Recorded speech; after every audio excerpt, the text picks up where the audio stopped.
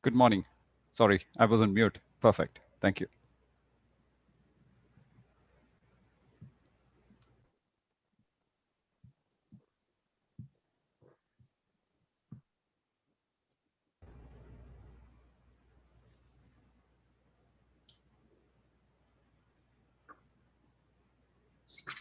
Say someone like 20011A0503.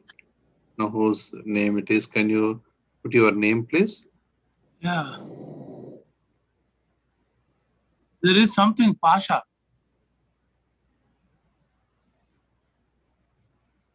Yeah, there is one more 20011P0227. Venkateshwar Rao, he says. Okay.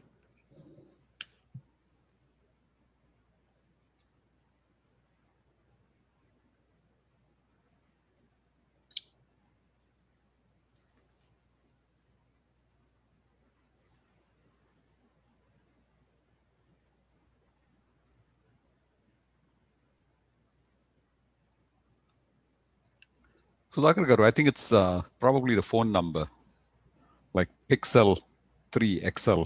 It's perhaps a phone number, and 2001. A lot of them have like 20011 P0227, P0207. I don't know what it is. Maybe. Please rename them. Please rename your first It's okay. name.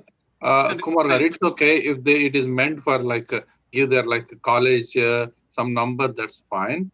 Yeah.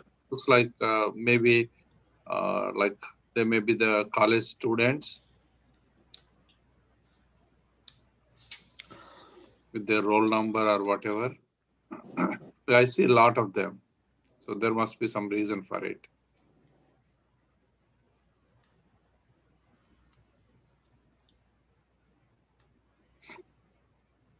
Okay, we are waiting for Praveen. What happened to Praveen?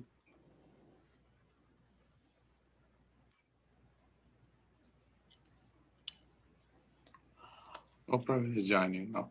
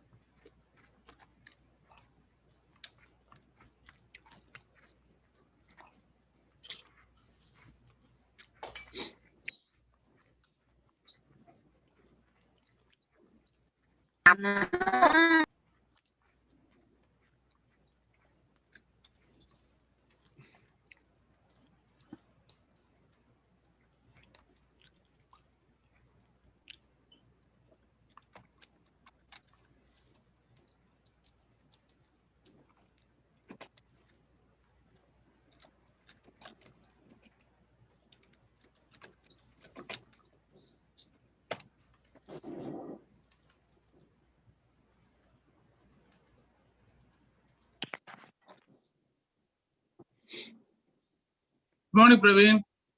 Hey, good morning, everyone. Hi. Good morning.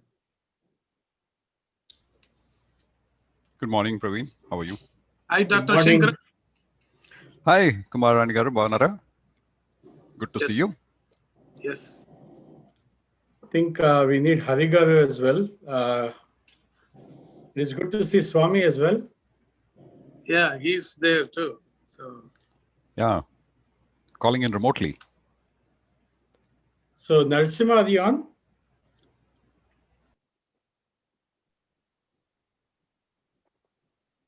Yeah, who is Narasimha? Is he there? Yeah, let me call him. He just called me. Uh-huh. Yeah, he needs to make sure that I'm the host, and so we can distribute the privileges for others. Right. That's very important. Call him. We have to start in 3 minutes. Is that we have to admit people, or is it like automatic like last time? I think probably Narasimha is there and he's admitting, looks like. Oh, okay. Somebody needs to take the responsibility because. Yeah, just call him and check with him, Praveen. Meanwhile, let me call Harigaru and see if he's joining.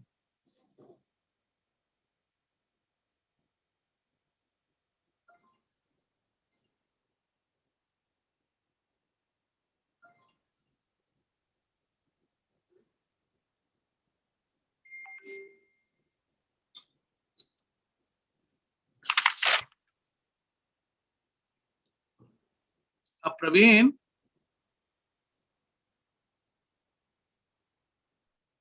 We mute learner. You are on mute. See my message.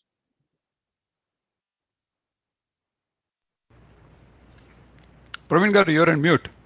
We can't hear you. He's talking to someone else. Oh, okay. Is that right? I don't think so. I think he's talking to us. Is that right? No, I'm actually talking. Yeah.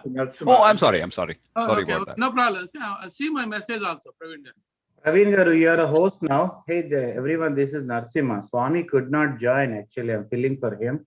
He's Okay. in India. So, yeah, please go ahead. Praveen, you are a host. Please control. If you have any issues, please call me, okay? Is people will join automatically or do they need to be admitted? Can you all hear me okay? Yeah. Yes. Thank you.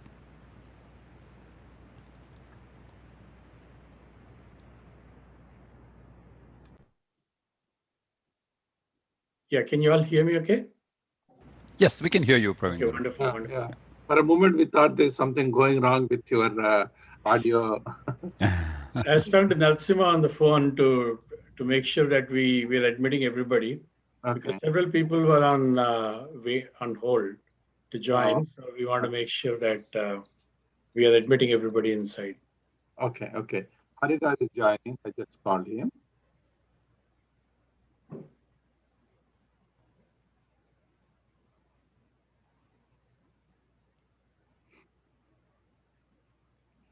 And the speakers are going to join, right? I didn't see any. Yes.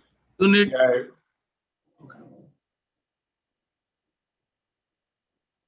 And by default, if everybody can go to mute, that will be great. Otherwise, you can probably mute all, and then whoever wants to unmute, they can do it. Yes. I'm keeping an eye on that on the side. Okay. So I'm trying to also see if we have our speakers on yet. And Dr. Harigaru, who's going to go after me.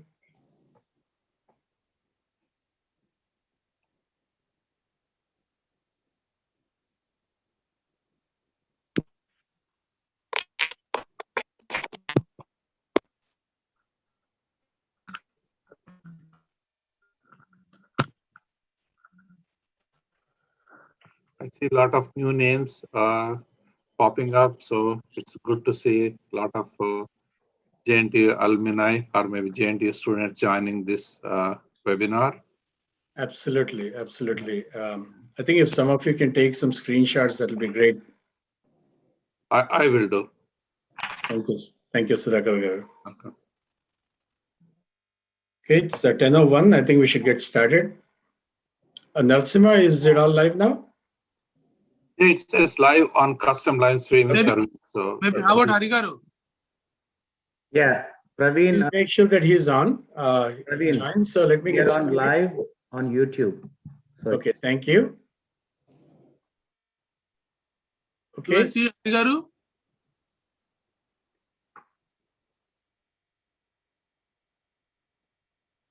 Yeah, so Kumar Garu, if you can call Hariji and make sure I he called him. joins. He said he's joining. Okay, perfect. Yeah, Okay, I let me texted him start.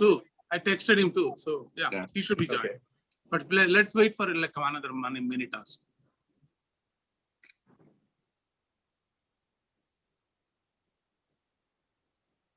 Okay, thank you all for your patience. Welcome everyone. We'll get started in a minute.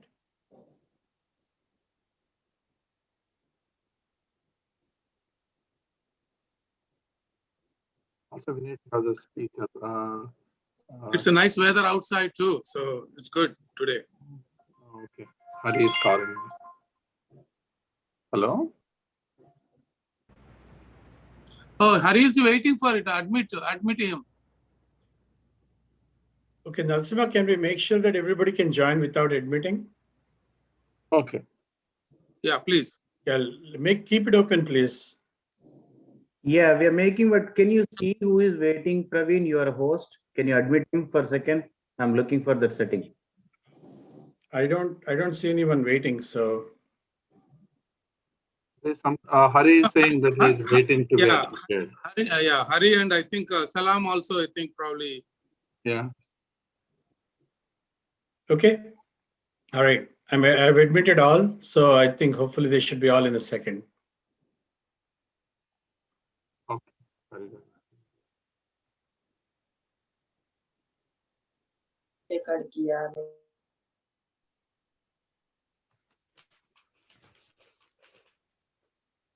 Okay. Several people have just joined in. So good morning and good afternoon, everyone. I'm Praveen Nidamolu, and we're bringing yet another month of Jntuh Alumni Association hosted webinars, sharing wonderful words of wisdom from our guest speakers today. So I wanted to share some interesting facts before we get started. We've all heard the catchphrase, data is the new oil, reflective on the collective online footprint that businesses are trying to build through rapid digitization and digital lifestyles in general for all humans, right? Total amount of data created and stored is estimated at 59 zettabytes, and that's literally 1 zettabyte is a billion terabytes, 10 to the power of 21. It's mind-boggling, and it's projected to reach about 4 times or 5 times that in about next 4 years. But I always reflect on what Isaac Asimov has said, who's one of the greatest writers, forward-looking thinkers and philosophers, if you will, that the saddest aspect of life right now is that science gathers more data and knowledge faster than the society gathers wisdom. So despite all the scientific advancements and alarming growth of data and data-driven insights, the collective human wisdom doesn't seem to be growing at the same rate. And William Faulkner once famously wrote, "You cannot swim for new horizons unless you have the courage to lose sight of the shore." And our Jntuh Alumni Association today has the privilege of hosting two trailblazing entrepreneurs who are at various stages of their careers, and they're doing a phenomenal job exploring new horizons, promoting and producing innovations, building and connecting societies, and ultimately serving our communities. So the first we have as our keynote speaker and our chief guest, MR, Madhavan Rangaswamy, who's known as MR, who's the founder of many organizations, including Indiaspora, that is building the bridge for all the Indian community in the US, and the Corporate Eco Forum, and many other organizations. And he's an investor, entrepreneur, and a philanthropist.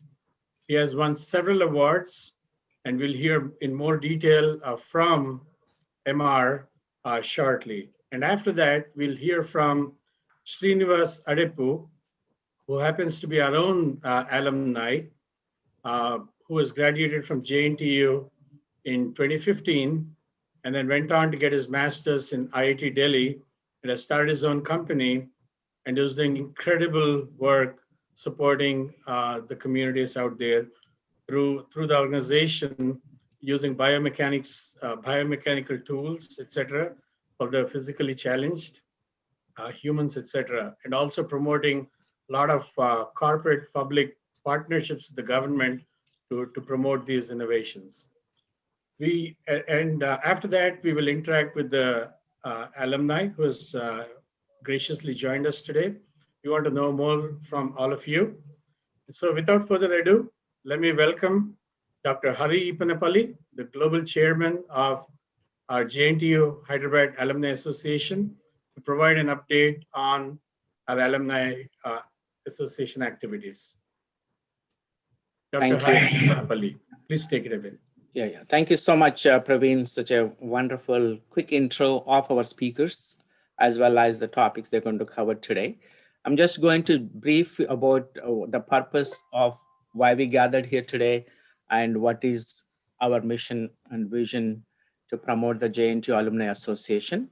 So friends, during the COVID-19, we thought of how do we bring our 2 million alumni who are around in different parts of the world And we came up with an idea of putting together a global JNTU Hyderabad Alumni Association with the support from the administration of the JNTU Hyderabad.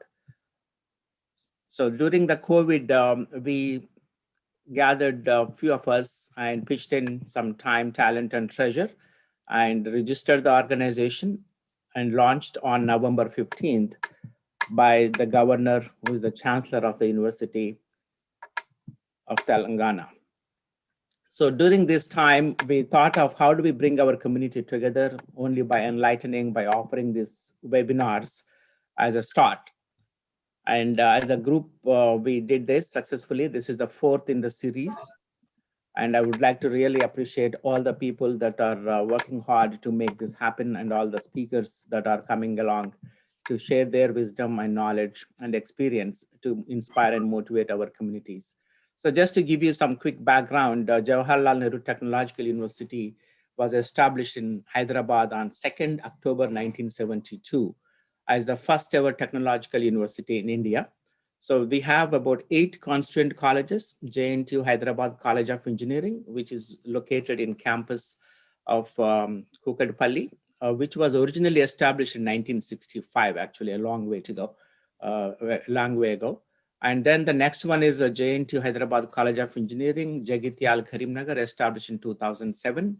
Jntuh College of Engineering, Manthani, Karimnagar in 2010. Jntuh College of Engineering, Sultanpur, Medak district in 2012. And we have a few more institutions like Institute of Science and Technology located in Kukatpalli, which was established in 1989.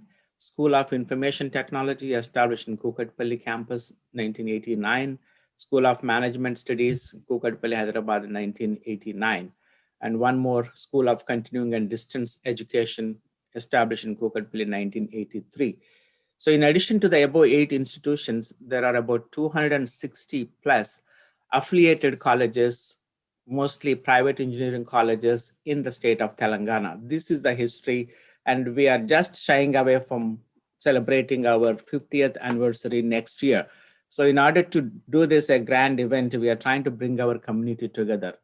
And we defined our objectives very clearly. So we have 9 of them. The list may expand further depending on the need of our community. To promote exchange programs for students and scientists and distinguished scholars of JNTU Hyderabad between the United States of America and India. To provide support and guidance to elevate the brand image of JNTU Hyderabad and raise endowment fund. To provide effective and seamless communication and networking for the JNTUH alumni. To provide common services to JNTUH alumni to achieve their professional and personal goals. To organize periodic JNTUH alumni education professional webinars the way we are doing today. To provide access to capital to foster research, innovation, and entrepreneurship. To embrace diversity and inclusion in serving the JNTUH alumni across the nation, addressing mainly the issues faced by them in mainstream society. To organize annual conferences, national and regional level, to promote JNTUH culture and empower the alumni to accomplish the objectives of the JNTUH Alumni Association. And finally, to recognize the distinguished alumni, administrators, faculty, and students of JNTUH for their accomplishments and services. So we have advisory council, board of directors, executive committee, regional VPs, standing committees, regional coordinators. The amount of work we have defined in the objectives, there's a lot of teamwork is involved here. So our organization has enough positions for all of you to get involved and get engaged, share your time, talent, and treasure with the alma mater. And we are in the process of expanding overseas as well. So we have identified a few possibilities in Europe, Middle East, and in the Pacific region. So we recently also announced a proposed alumni center on campus. The JNTU administration allocated us half-acre land, and we created the plans for the building, which were announced by the Honorable Governor of Telangana, happens to be the Chancellor of the university. And we are in the process of putting together a committee to raise funds and execute the project. So we have a lot of opportunity here also for the alumni to serve. So I just wanted to play a quick video of Do I have the screen share, Praveen? Yes, Dr. Hadi, you should be able to. Sure, sure. Thank you.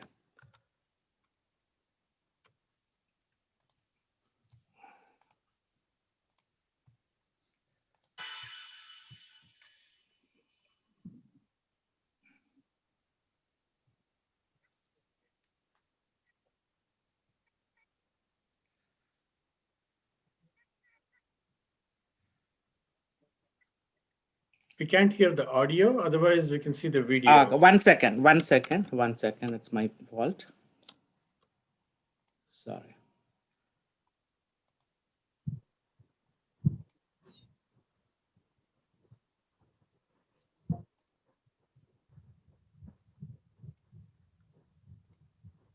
And happy as we go through life. If you were going to invest now in your future best self, where would you put your time and your energy? There was a recent survey of millennials asking them what their most important life goals were. And over 80% said that a major life goal for them was to get rich. And another 50% of those same young adults said that another major life goal was to become famous. And we're constantly told to lean into work, to push harder and achieve more. We're given the impression that these are the things that we need to go after in order to have a good life. Pictures of entire lives, of the choices that people make and how those choices work out for them, those pictures are almost impossible to get. Most of what we know about human life, we know from asking people to remember the past. And as we know, hindsight is anything but 20/20. We forget vast amounts of what happens to us in life, and sometimes memory is downright creative. But what if we could watch entire lives as they unfold through time? What if we could study people from the time that they were teenagers all the way into old age to see what really keeps people happy and healthy? We did that. The Harvard study of adult development may be the longest study of adult life that's ever been done. For 75 years, we've tracked the lives of 724 men. Year after year, asking about their work, their home lives, their health, and of course, asking all along the way without knowing how their life stories were going to turn out. Studies like this are exceedingly rare. Almost all projects of this kind fall apart within a decade because too many people drop out of the study, or funding for the research dries up, or the researchers get distracted, or they die, and nobody moves the ball further down the field. But through a combination of luck and the persistence of several generations of researchers, this study has survived. About 60 of our original 724 men are still alive, still participating in the study, most of them in their 90s. And we are now beginning to study the more than 2,000 children of these men. And I'm the fourth director of the study. Since 1938, we've tracked the lives of two groups of men. The first group started in the study when they were sophomores at Harvard College. They all finished college during World War II, and then most went off to serve in the war. So the reason I wanted to share this video, so the topic today is to building our communities. And this particular study happened to build a community and measured what happens when to over a period of time. And they felt that the more the people who are associated with their communities and their friends and families, they are more happy, and the communities which gave were more happy. And today's topic is more relevant. And I didn't want to take the time to take full video, but I think you can Google Robert Waldinger and play this. He's a famous psychiatrist, and he's still alive.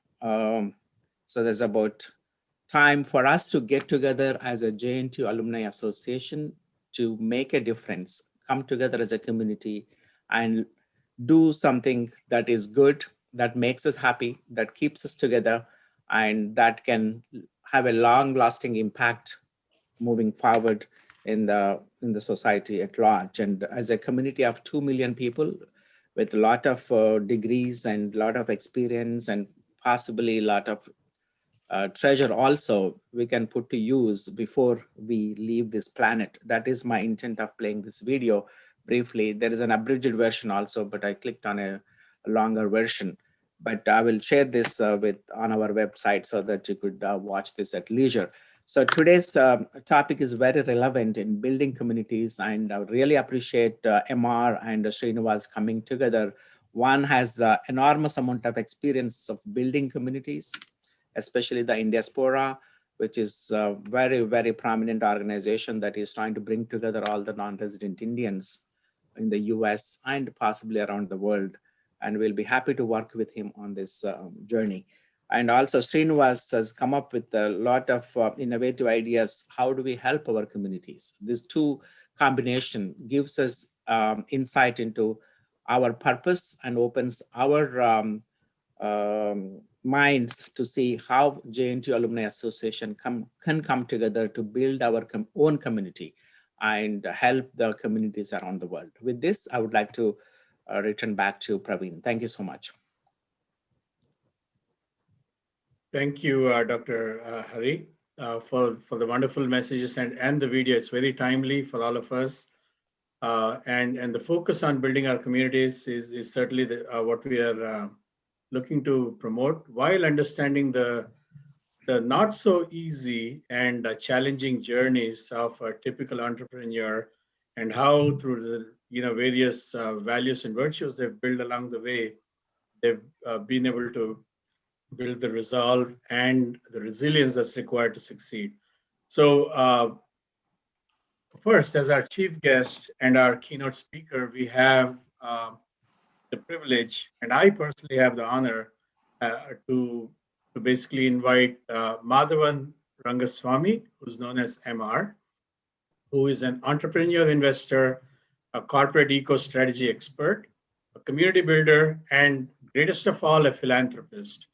He's recognized as a software business expert, and he's made a big presence and promoted a lot of innovation in the Silicon Valley for the last couple of decades, and has been named on the Forbes Midas list of investors. It's also founded the Corporate Eco Forum to basically drive a lot of corporate social responsibility towards the overall ecology of the globe. And in 2012, MR founded Indiaspora, a nonprofit to unite the Indian diaspora to transform their success into meaningful impact. And on a global stage, where they can share insights, host events, connect people professionally, geographically, among the religiously and geographically, professionally diverse communities, if you will, and drive us as one community towards collective action, because together we can have a much stronger voice. And I'm personally very impressed with a lot of activities that Indiaspora has done over the years.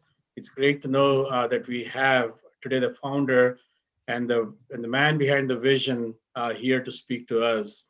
And also, MR is on many boards, including Kalyash Satyarthi Children Foundation, etc., the Nudge Foundation, the Wish Foundation, etc., the many lists out there, and several awards, including the Asians in America Award from USCET 2016, Global Service Award from CIBC, the Canadian Indian Association, that in 2020, and continuing the journey. I think last and the greatest probably achievement for all of us to remember and recognize the recent success of Kamala Harris as the Vice President of this great nation. MR is going to be a co-author for a book which is titled Kamala Harris and the Rise of Indian Americans. It's a great privilege and honor once again to invite MR to provide your words of wisdom to the overall Jntuh Alumni Association. Thank you, Praveen, and thank you, Dr. Hari, and also Swami for inviting me to your alumni meeting this morning. Good morning if you're in the US, and good evening if you're in India. Again, this was a great lead-in to talk about communities, to talk about history, and generations to come as well. So what I'm going to do today is to really walk you through the 4 decades I've been in Silicon Valley, the rise of the Indian Americans in this area of the country, and also weave in my story and my experiences to give you a feel for how immigrants, when they go to new places, survive, thrive, and sustain themselves. So my accidental journey started in Houston, Texas, actually, when I was working in the manufacturing industry. And I was taking a class, education class, where the consultant who was teaching the class talked to me, and looking at my credentials and background, having an MBA and having expertise in computer systems, suggested that I was literally should go to Silicon Valley.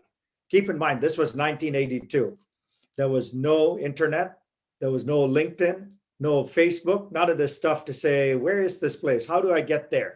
So I had to use the old-fashioned techniques in those days. Maybe I'm dating myself a little bit, and maybe Dr. Hari is aware of this, and that is, we used something in those days called the microfiche, where they stored old newspapers on pieces of film that you could get out in the library, and you could look at old newspapers and old documents. So that's the way I started searching about this place called Silicon Valley, and actually was able to write a dozen companies or so and send them my resume in old-fashioned envelopes. You know, we didn't have email in those days either, right? And one of those companies was crazy enough to interview me, fly me out to Silicon Valley and hire me. And that's how I came to Silicon Valley. At that time, when you looked in the 80s, Silicon Valley had very, very few Indians, maybe a few thousand Indians at best. Most of them were hardware engineers. They worked at companies like Intel and National Semiconductors and others as hardware engineers. I was, I guess, kind of the first wave of people who didn't use mainframe computers, but we were working on mini computers. So the old mainframe computers that people worked on, as some of you may remember, were used on a timeshare basis. You would go out and you'd rent time, and you would use the computers to perform your business tasks or engineering tasks. When mini computers came about, this kind of gave you the feel for computers in a very different way. And that is, you could use them yourselves, you could program it yourself, you could have software applications that ran on these computers and so forth. So the company I was working with was a startup. I didn't realize at this point in time, this is what a startup is. The first year we had $1 million in sales, the next year we doubled and tripled and so forth. And this is pretty classic of any Silicon Valley company. And very similar to most Silicon Valley companies, after 3 years, it went Chapter 11, okay? That was my first taste at success initially and then failure. And this happens all the time in Silicon Valley. What is not known is probably 99% of the companies here fail, and you only hear about the 1% that succeed, okay? So after this startup experience, one of my old bosses was nice enough. He went to another company that was doing really well. This company had just gone public. He was playing in the database and client server space and doubling in sales every year. And they wanted to get into the applications business. And since I was an application expert, they interviewed me and brought me into this new company. This company was one called Oracle Corporation that many of you might recognize. And this was started by Larry Ellison. And this was a company, after I joined, it was not because of me, but because of collective success. The company doubled every year I was there, going from 250 million to 500 million to $1 billion. And that was a heady experience for someone coming in to really get a taste for what success is all about as well. During this time, there were also people of Indian origin who started, rising up in companies. They were also becoming entrepreneurs and such. And you started seeing the first crop of Indian entrepreneurs, people like Vinod Khosla, who's now a famous venture capitalist, was the founder of Sun Microsystems. Umang Gupta, who is an alumni of Oracle, actually started at Gupta Technologies. Kanwal Reiki started a company called Excelan. So the early entrepreneurs of Indian origin also were rising up at that time. As this computers moved from mainframes to mini computers to now what was called then client server computing, right? So Larry Ellison was an amazing guy, and he was one of the early guys at Oracle in Silicon Valley who wanted to change the world. People like him and Steve Jobs came in, and they would tell these big stories and have these enormous ambitions and paint this exciting vision, right? Little did we know if those would come about or not, right? And that was the state of what Silicon Valley was in those days, in the 80s. Now let's move on to the next decade of the 90s. This is when a big milestone event happened. And what was this? President Bush signed the H-1B visas, approved them. This gave way to a lot of Indian IT outsourcing companies to actually send people to the United States, to Silicon Valley, where they were much needed. So this was the big wave of immigrants that came about in the early 90s. And why did many of them come into Silicon Valley? If you recall, in those days in the 1990s, there was something that was put up on the board called Y2K, the dreaded Y2K, right? In January 1st of 2000, every computer in the world would stop working because we were going to a new millennium. And there was this fear and angst amongst companies. Everybody now wanted to convert their old COBOL programs and Fortran programs, change the date part of it so that it would actually work. ATMs would work, systems would work, airlines would function, and so forth, right? That gave the impetus to lots and lots of Indians to come to Silicon Valley. At the same time, like I said, a lot of these companies were starting up with Indian entrepreneurs as well. We kind of graduated from being engineers to now becoming entrepreneurs. Also, 1990s was the decade when TIE, the Indus entrepreneurs, got started. This was a collective of Indians who came together in Silicon Valley and said, if we network, if we form a community and kind of project our image, we can be much more successful in this world. Because when I first joined my company in 1982, I was the only Indian in the company. Just imagine this. You came to Silicon Valley, there are a few thousand Indians. There were no grocery stores. There was no restaurants. There was maybe one grocery store I can remember, one restaurant I went to. And if we wanted a fancy dinner at an Indian restaurant, we would drive up to San Francisco, which had one classy Indian restaurant, right? Now, fast forward to the 90s, there were thousands of Indians.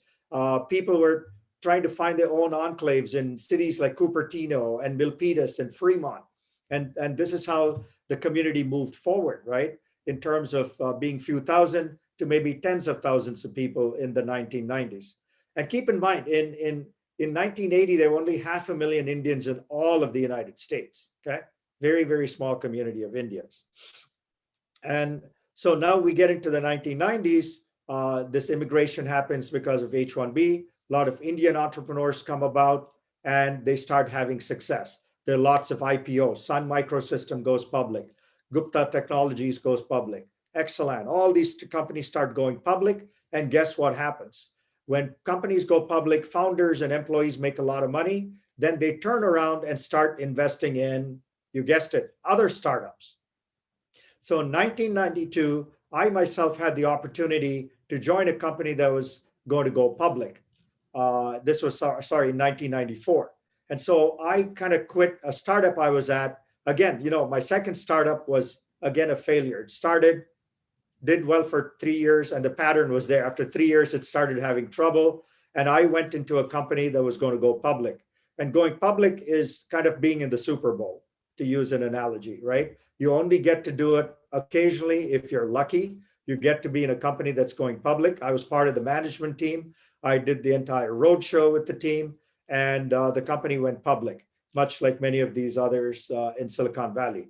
The 1990s was a decade when there were lots and lots of companies going public. And so that is what happened in the 90s.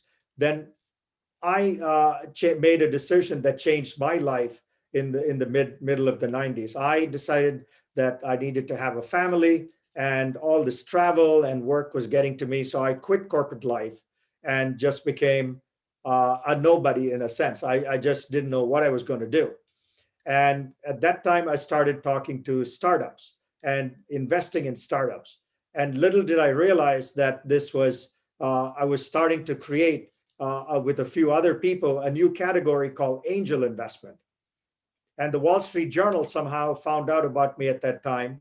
They sent a reporter from New York to follow me for a few days. And she ended up publishing an article on the front page of the Wall Street Journal about this new category of investors called angels. We were supposed to have these halos on top of our heads and give money to people, right? And that was my 15 minutes of fame that I had in the 1990s, to be on the front page of the Wall Street Journal, and to be able to end up helping lots and lots of companies with capital, with mentorship, and so forth. And over the course of time, over the past 25 years, I've done over 100 angel investments in companies. And so that's the decade of the 1990s going to 2000. And everybody knows what happened in 2000. Many of the companies I invested in went public. And at the end of it, I had 5 companies left in my portfolio, and all 5 companies filed to go public. And I was feeling really good. I felt like I was the smartest guy in the world, right?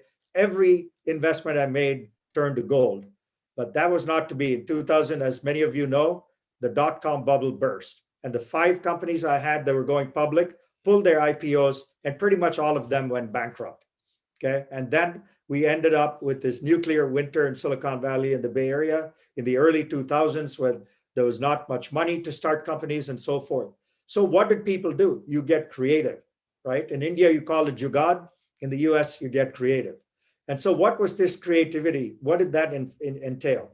What had happened was, it was very hard to develop products in the US, software products in the US. Programmers were getting expensive, right? Developers were getting expensive. You had to pay $100,000 to get a good developer in Silicon Valley. So at that time, I'd formed my company called Sandhill Group. The website is sandhill.com. And instead of opening an office on expensive Sandhill Road, which is the most expensive place, I just happened to be lucky and purchase the URL sandhill.com for $20.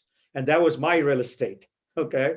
And sandhill.com was an angel investing firm, but we also used to publish information for entrepreneurs and investors. We also used to run a conference called the Enterprise Conference for the top 100 CEOs in the software field. That's how I started building my first community, if you will, at that time as an entrepreneur. And I made this community as my first philanthropic venture as well. How do you give back? The way we set up this conference was everybody paid $6,000 for the privilege of attending, speaking, and networking, but all the profits went to nonprofits right from day one. I didn't take a penny of money from this enterprise conference. Everything was returned to nonprofits.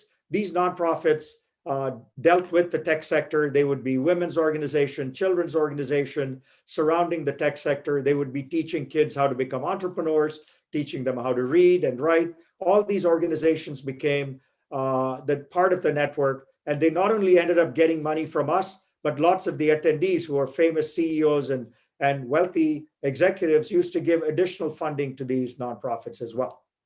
So that is how I started getting into becoming a philanthropist at that time. Also, we started doing some research around, like I said, getting creative. How do you get creative? We started looking at best practices of how startups in the US could save money by setting up offshore development centers in India. So I did a research study on best practices of offshoring for startups. And I was a big celebrity for the second time around because all the venture capitals used to call me for lunches, and they would invite the entire portfolio companies. You know, the venture capitalists like Kleiner, Sequoia, and Redpoint, and all these venture capital firms would convene all their CEOs of startups, have me come and present to them as to how they could move their development to India. And this was the wave of development that started where the product software companies themselves moved offshore. Okay, that was the big wave in the 1990s. That now is a predecessor to how now software companies are starting up and have started up in India. Now move on, besides the dot-com bubble and the burst and new companies being formed and so forth, right? The other thing that I started doing at that time was to give back to India. So I started working with the organization called NASSCOM that many of you are familiar with, and started something called the Product Conclave, the NASSCOM Product Conclave that really congregates every year in Bangalore.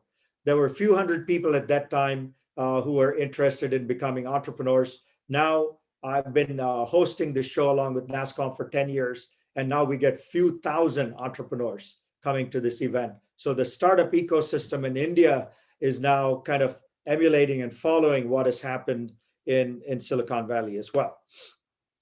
Now let's move on to the next stage. We move on to 2010, right?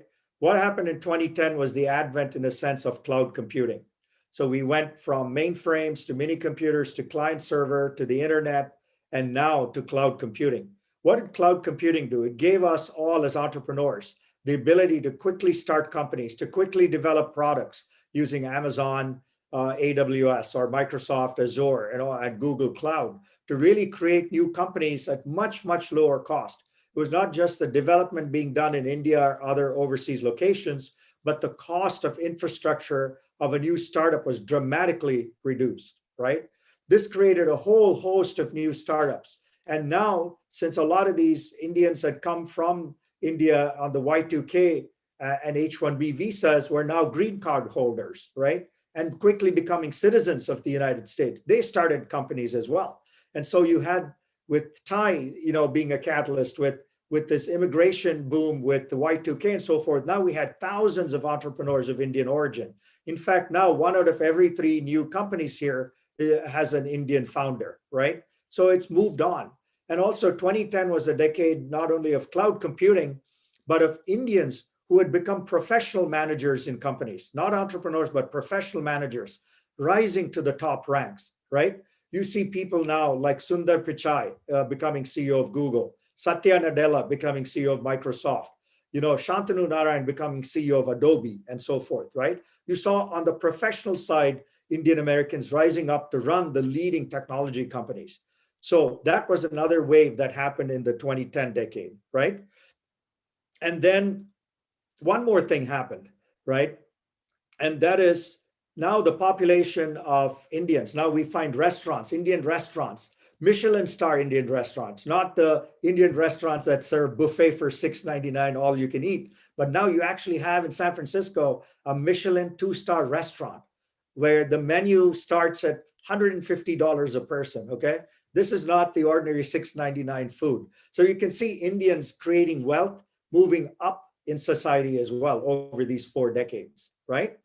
And that was all part of the growth. And now fast forward, like to 2020, right? We now have over 250,000 Indians living in the Bay Area and Silicon Valley and San Francisco, 250,000.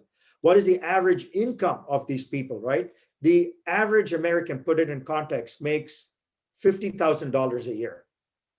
The average Indian American makes $120,000 a year.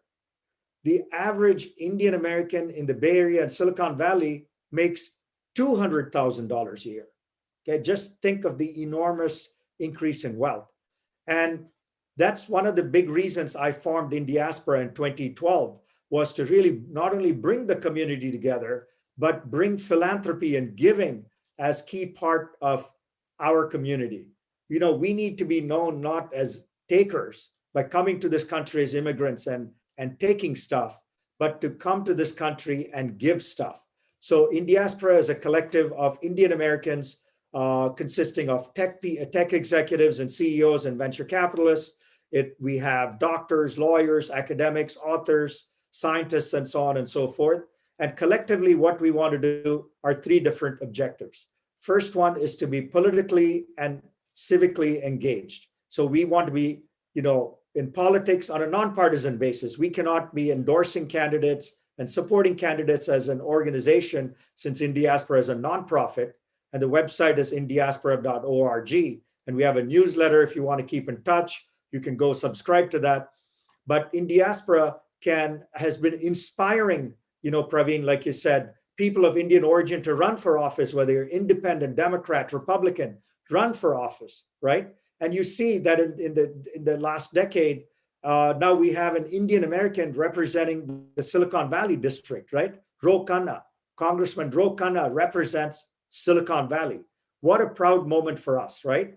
And then at the same time, my attorney in San Francisco, Kamala Harris, who I've supported and known for a decade, runs for Attorney General.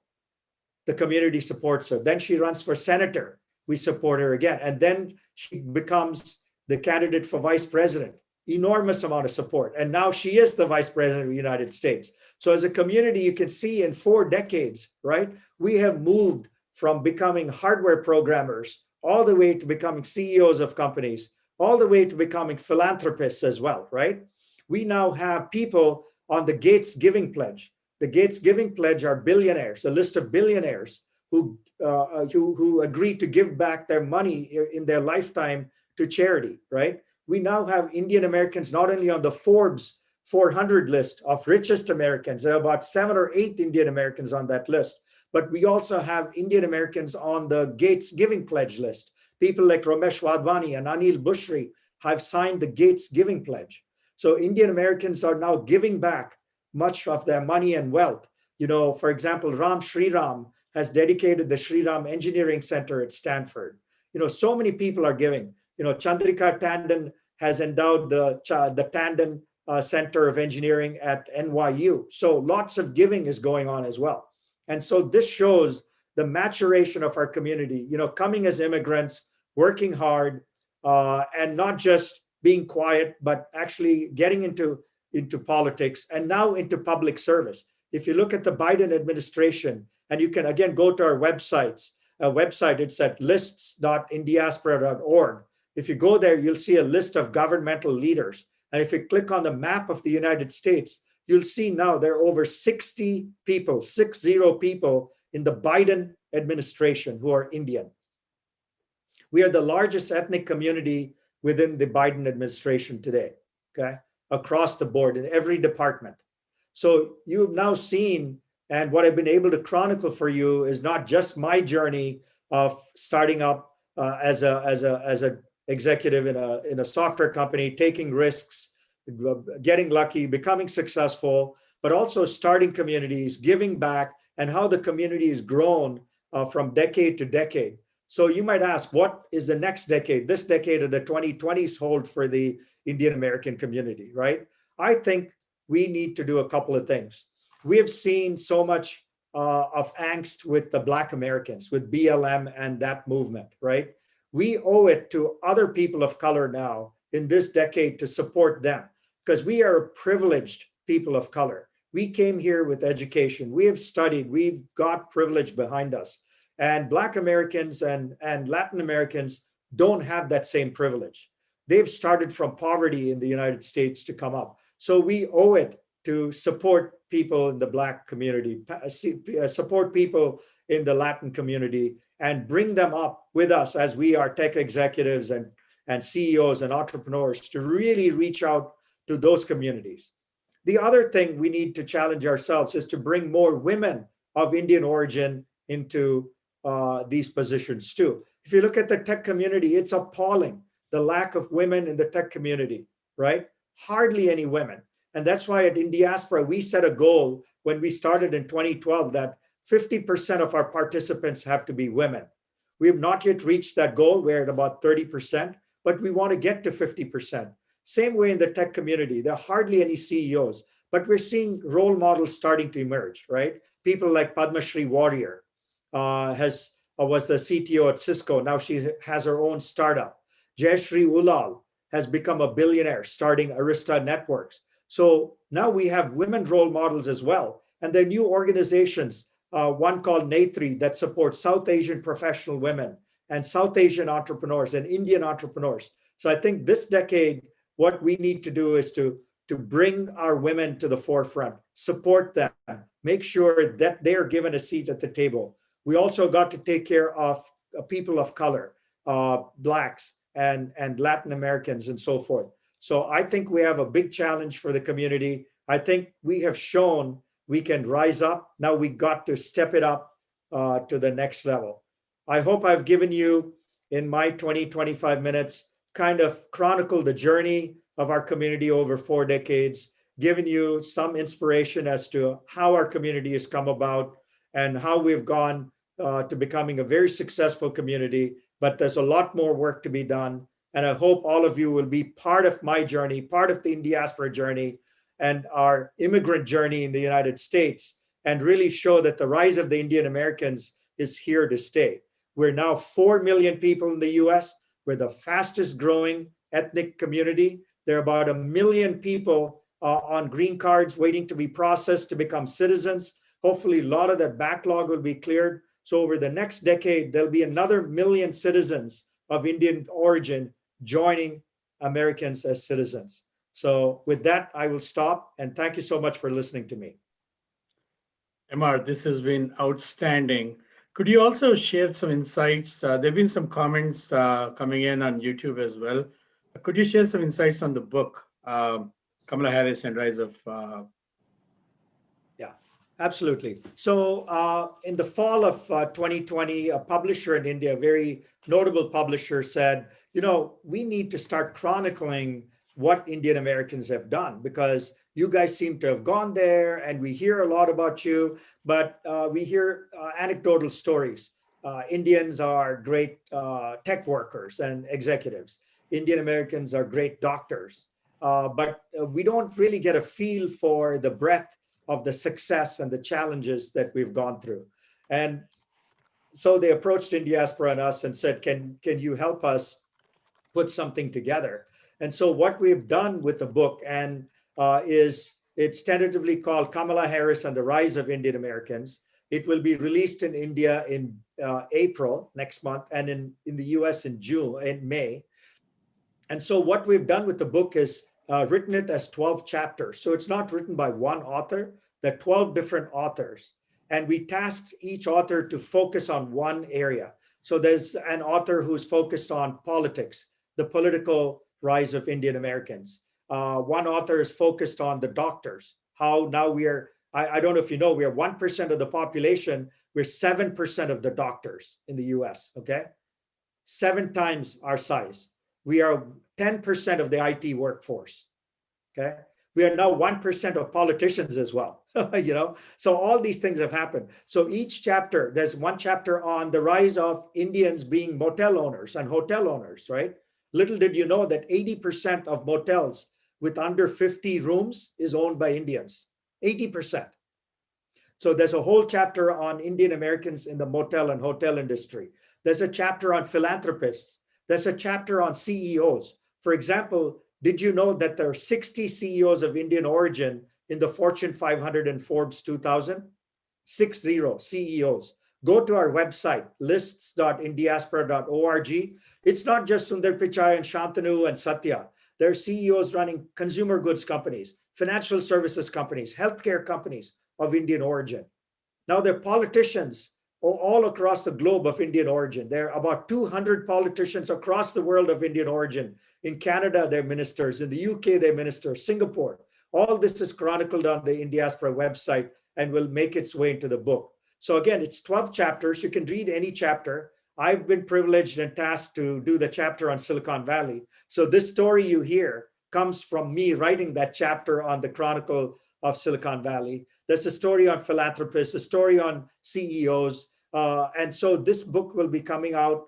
It's meant as a collector's item. It's about 300 pages long, and it'll come out in May. And we'll keep you clued in on when that comes out. We'll be having both events in the East Coast, West Coast, all virtually, to get people to talk about the book.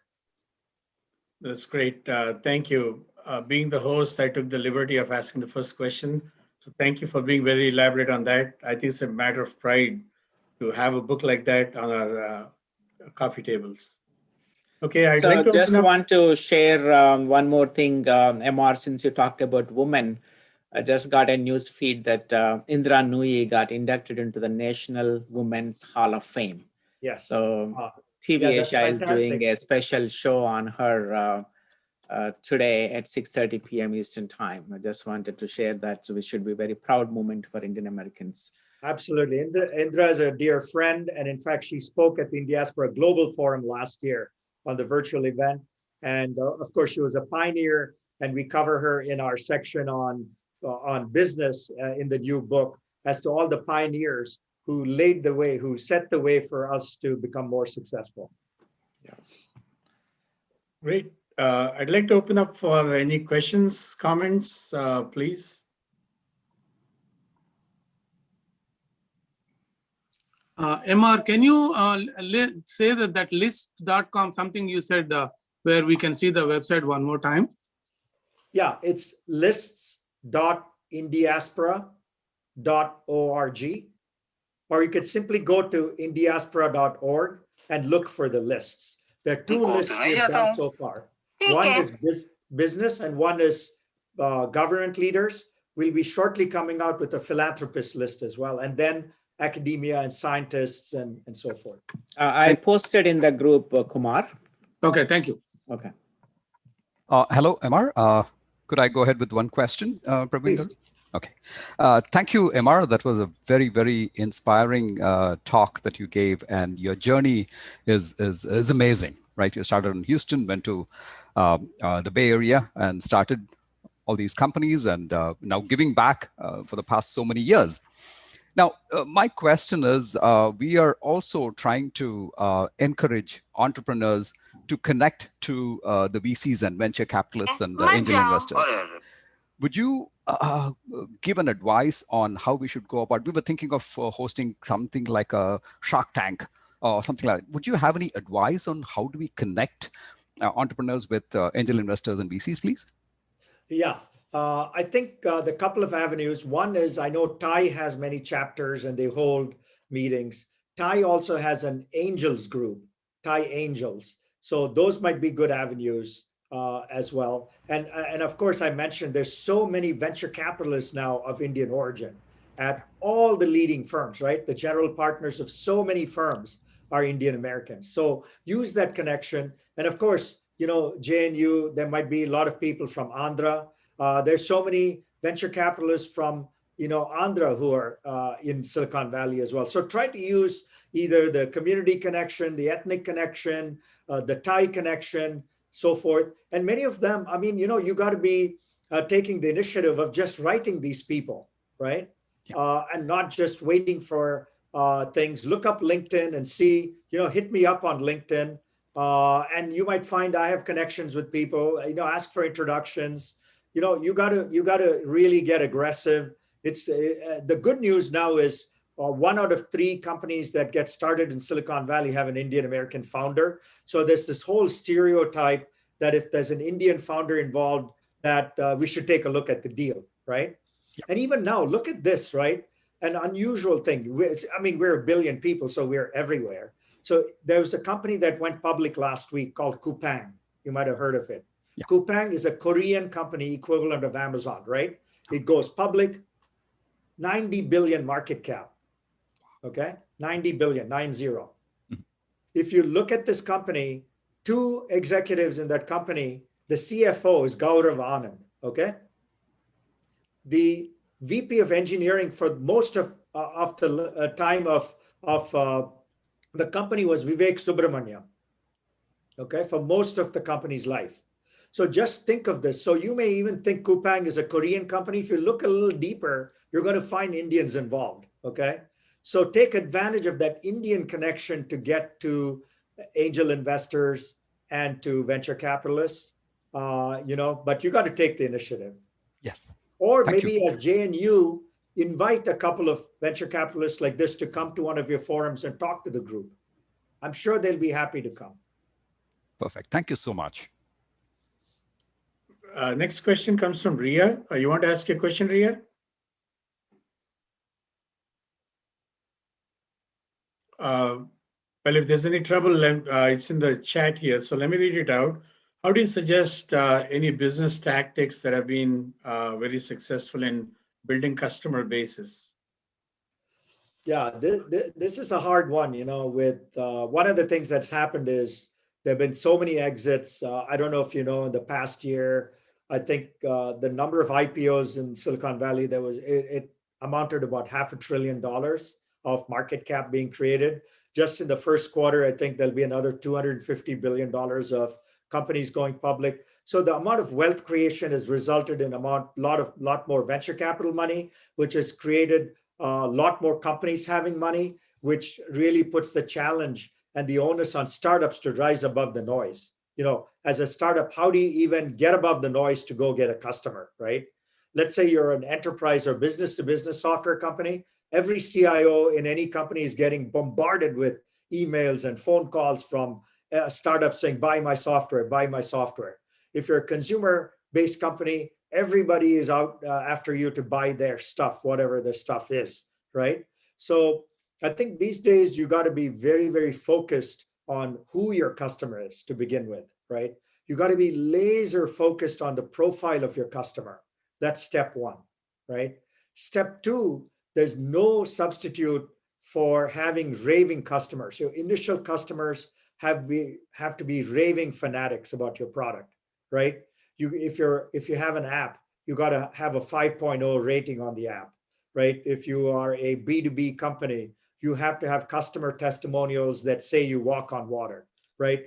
There's no substitute for a net promoter score of 100, you know? So these are the kinds of things entrepreneurs need to focus on. You know, the target has to be laser focused. The early customers have to be wildly fanatical about your product and service. And then you have to use virality as a means of getting customers. You have to have people telling other people to buy your product. You know, just using the old-fashioned Google keywords or Instagram sponsored things and stuff, they're pretty expensive and they're hit or miss. But there's no substitute for customers and consumers who rave about you. Great answer. Thank you. There's another question. What are the best ways to reach venture capitalists or angel investors for fresh startups? Yeah, I think, you know, a couple of things. One is you got to be very authentic and genuine. You know, why did you start a company? A lot of times I see companies where, especially when I go to India, a lot of Me Too companies, you know, we're just like Amazon, except we're just like Uber, except. So, you know, try not to do that, because it's very easy to say, I'm going to do something like that, right? So make sure you have a very compelling way to disrupt someone, or to enter a new market, or to create a new technology. Be genuine and try to find creative ways. You know, just one story I'll give you. I was visiting India and an entrepreneur was hounding me to meet with him, right? He was saying, when can I meet? I'll come anywhere. So I gave him, I got fed up and I said, I'm flying into Bangalore and I have to drive to whatever, you know, Koramangala or someplace, right? And I said, that's going to take me an hour in traffic. Why don't you meet me at the airport? I'm coming in on this flight and I'm going to be taking an Uber to go. Just drive with me. So the guy took me up. He drove all the way to the airport, got with me in the car and got in 1 hour of my time, right? So try creative ways, you know, to approach an angel investor. Now it's easier than ever, right? Just ask for a 15-minute Zoom call, you know, and hopefully you'll get it. And really be focused when you approach the angel. Do homework on the companies they've invested in, what their passion is, and hit their hot buttons, right? Don't just be blindly sending it to 50 people and hoping 3 of them will respond to you, right? Just focus on each one as if they're the only one. Make them feel the most important person in the world, right? Yes, Praveen, I would like to ask one question with your permission. So MR, what we're trying to do here is we're trying to bring the community of 2 million JNTU Hyderabad alumni spread around the world.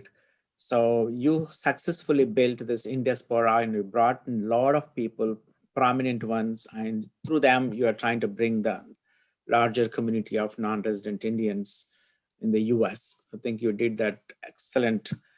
We would like to get your insights. How do we use your expertise that you made this successfully to bring to our community. Right now, we have about a few hundred people in the US that joined us, connected with us, but there's about thousands and thousands of people just in the US, there's in Australia, Middle East, and Europe, and everywhere. But majority of them are in the US actually. Now, every year we are getting close to 80,000 people passing out with JNTU Hyderabad degrees. And we have not scratched the surface of it. So please share your insight. How do we apply the experience you used in building this Indiaspora organization so that we can bring our community together? Yeah, good question, Dr. Hari. I think a couple of things, right? I mean, 2 million people. The good news now is all 2 million have email. That's one. They all have a cell phone. They all have an email. So one of the things you need to do as a volunteer group is find someone who's a really good web developer who's willing to put up a Cracker Jack website to start with. And it's a simple website. It maybe features a few alumni who have been successful, but the only thing they ask is, please give me your phone number and email address, right? We will treat it privately, but we'll stay in touch. Just do that and have the few people on this call send it to everybody they know, right? Just say, hey, we're just gathering information for the alumni. Just start doing that. That's step number one. A really simple website, but beautiful website, okay? It has to really be beautiful and make sure it works on the phone better than on a web, okay? Everybody just goes, just a simple one. Just start with a few profiles of people who are successful JNTUH people and just ask for the phone number and email address, okay? And which year they passed out, just basic information. They can fill it out in less than 15 seconds, right? Then the next step is to create a newsletter that you send out monthly to this group, okay? Profiling successful people, talking about some issues, and generating these monthly or weekly calls you have. Just put a basic plan together of that, right? Then you need to open up a Facebook page as well, where you need to start posting things about interesting JNTU people, so you got to start the Facebook page, right? So take baby steps, take these 2 or 3 things, and then hopefully, people start telling people, and it'll start growing, right? Then the next big commitment you guys need to make is to bring in one person full-time. Trust me, when I started in Diaspora, I was part-time and I had volunteers. There was no money, right? And that's what typically starts happening. You have no money, volunteers do things only when they have time, deadlines slip, well-intentioned people, but things slip. So at some point in time, after you've done the first 2 steps, you have to step up and say, we're going to pay for someone to be a full-time person. That is when you'll start seeing the growth of the alumni group, okay? I was fortunate enough, able to bring in an executive director, Sanjeev Joshipura. And once that happened, you could see the growth of the organization, right? Nothing happens until someone is fully committed 24/7, eating, breathing, sleeping JNTUH, right? Dr. Hari, you're well-intentioned. Swami is well-intentioned. Praveen is but you have other things to do. Yes. So start with a simple website, start collecting this basic information, get on Facebook. I think between those 2 things, you should be able to get to a few thousand, if not 5,000, 10,000 people in the database, with that and Facebook and such, and then get a full-time person. Then you'll start getting into the hundreds of thousands. Wonderful, wonderful suggestion. I think it's time for us to hire somebody, hopefully from India, who's a tech savvy, who could go and scout on LinkedIn and Facebook and with JNTU and hit them with some messaging. Facebook page, LinkedIn page, a simple website, get the information. And everybody's willing to give alumni people their contact information. You're not selling it to anyone. I think you do that itself, you'll start getting thousands. And everyone here should send it to 100 of their alumni friends, right? Hey, sign up. Get that virality. And even the newsletter, people send it to people who send it to people. I think within a year, you'll have, hopefully thousands of people signed up. Great. Thank you, Amar. I think we will not trouble you with the small things, but when we have some kind of major suggestions needed from you, we will reach out to you. Hopefully you will find some few minutes of your time to guide us on this journey. Thank you so much. Anytime, like I said, please hit me up on LinkedIn, sign up for the Indiaspora newsletter on our website, stay in touch, because we, the other thing is we all got to help each other. Like when you guys called me, I immediately accepted. It wasn't like, who are these guys? Why are they doing it? The strength of our community, like in diaspora, is helping each other without any quid pro quo. I'm not looking to see if you guys are going to do something for me, right? It's, you need help, I will help. The same thing, if I need help, I'll come to you. Yes. You will help us.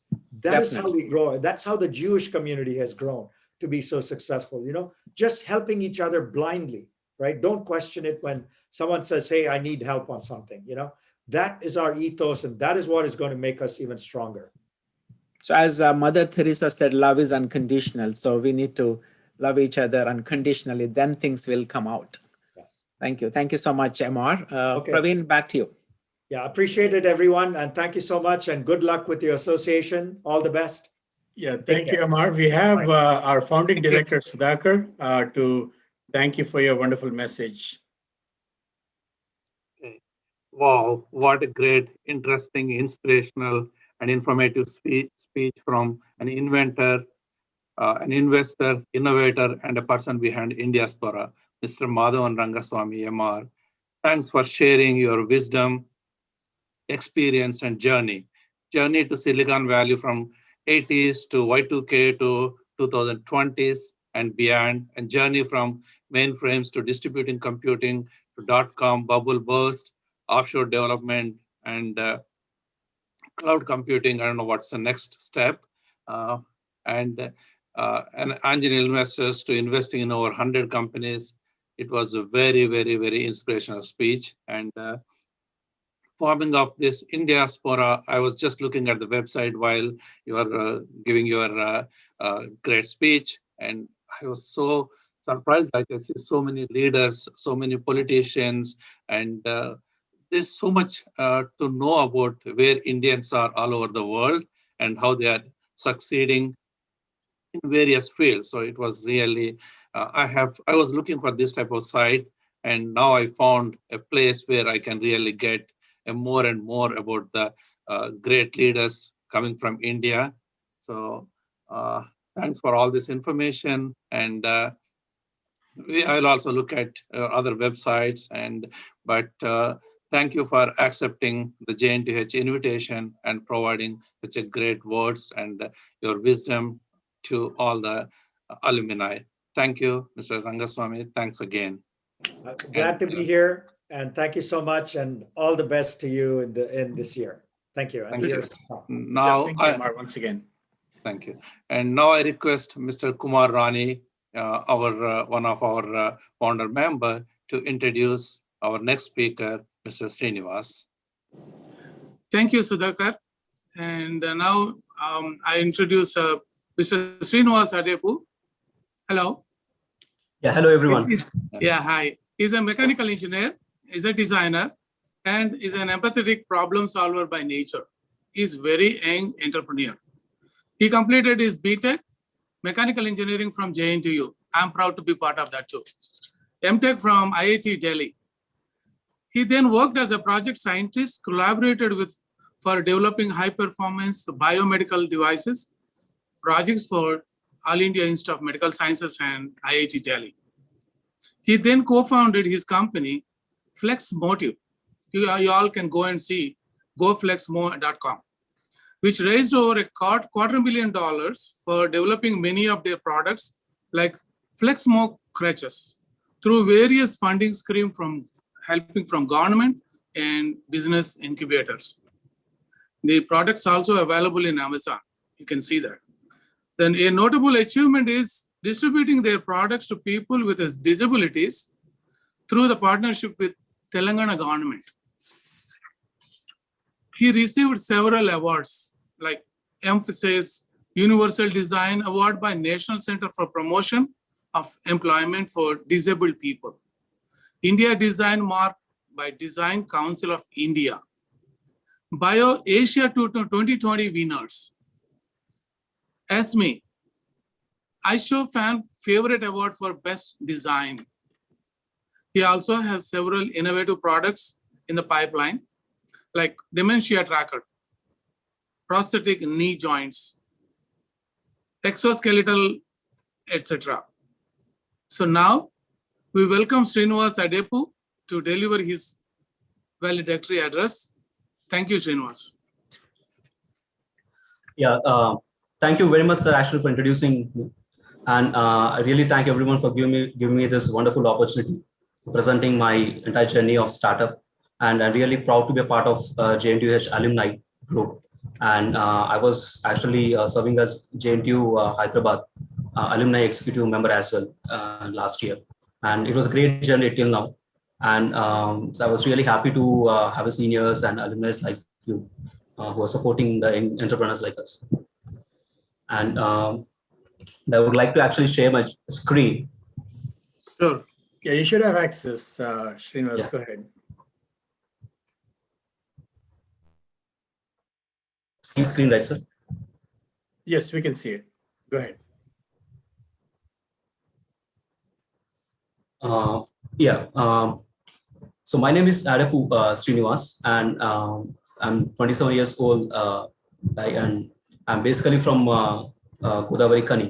It's a place in Peddapalli district. Previously, it was Karimnagar.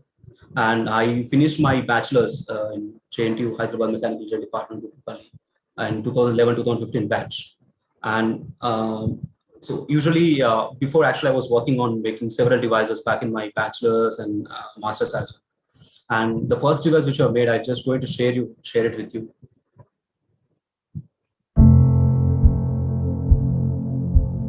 నా పేరు పార్వతి. నేను చంపపేట హాస్టల్లో ఉంటా. నేను చిన్నప్పటి నుంచి చదువుకున్నది అంతా కూడా హాస్టల్ నుంచే చదువుకున్నా. నేను పోలియో హ్యాండిక్యాప్డ్ అనమాట. హ్యాండిక్యాప్డ్ అనేది స్పెషల్ హాస్టల్ అనమాట. అందరికీ హాస్టల్ ఉంది ఇక్కడ స్పెషల్గా. నేను ఇక్కడే ఉండి చదువుకున్నాను. నేను ఇప్పుడు ఎంఏ బిఎడ్ పూర్తి చేసిన. జాబ్ కోసం అది నేను సర్చ్ చేస్తున్నా. అయితే నేను పట్టుకొని నడిచేది మాత్రం ఒక కర్రలు. నేను కర్రలు పట్టుకొని నడవడం వల్ల చాలా చిన్నగా ఉన్నాయి కింద. వాటికి అవి పడిపోతూ ఉంటా ఊరిక. నడిచేటప్పుడు నీళ్ళున్నా సరే, కొంచెం గుంత వచ్చినా సరే, ఒక రాయడ్డం వచ్చినా సరే కింద మళ్ళీ పడిపోతూ ఉంటా. అట్లాంటప్పుడు ఎట్లా అనేది బాధపడుతున్నా చాలా సార్లు. దెబ్బలు తగిలేది. ఒక్కొక్కసారి కాళ్ళు మలగబడి 3-4 నెలలు ఇంట్లోనే కూర్చొని అసలు బయటకు గదలలేకుండే ఉండేదాన్ని. నేను మొన్న ఒకసారి కేటీఆర్ మీటింగ్ జరుగుతుంటే అక్కడికి వెళ్ళిన. అక్కడ ఇవి చూసిన, నాకు ఇవి నచ్చినాయి.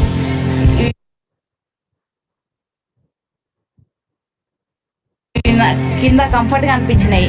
అవి పాదం లాగా ఉన్నాయి. ఇవి కంఫర్ట్గా ఉన్నాయి.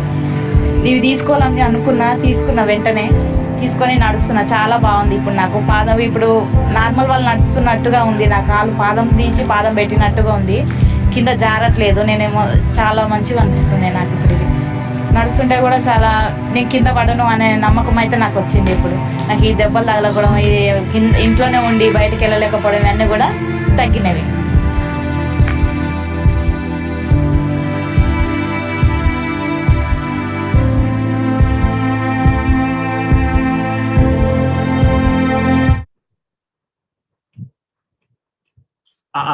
So I hope actually my the audio was audible for everyone. Yeah, Yes, good. it was Yeah. really good. Yeah. Please So continue. this actually reflects our vision to the society. How we actually want to transform the life of a person with disabilities, and how this is how we actually get impact in their lives. But the design seems to be very simple, but there's a huge struggle and a very long journey behind it. I just want to share the journey with you. As I told you, I'm like from Godavari Kani. It's a town in Peddapalli district. And my grandfather used to work in coal mines. This is how it used to be. Inspiration is my dad. Like he's a very good, talented mechanic, four-wheeler mechanic in 60-kilometer radius in my hometown. And so I got educated in my Oxford Grammar High School in Godavari Kani till my 10th standard. And these are my friends, which I used to hang out back in my hometown. The reason behind I'm sharing all these things because the coming from actually a middle class background, it actually taught me how to empathize with people, how to treat them, how to pursue things which are of my interest. And all the confidence and the perseverance, I got it from my parents and my friends.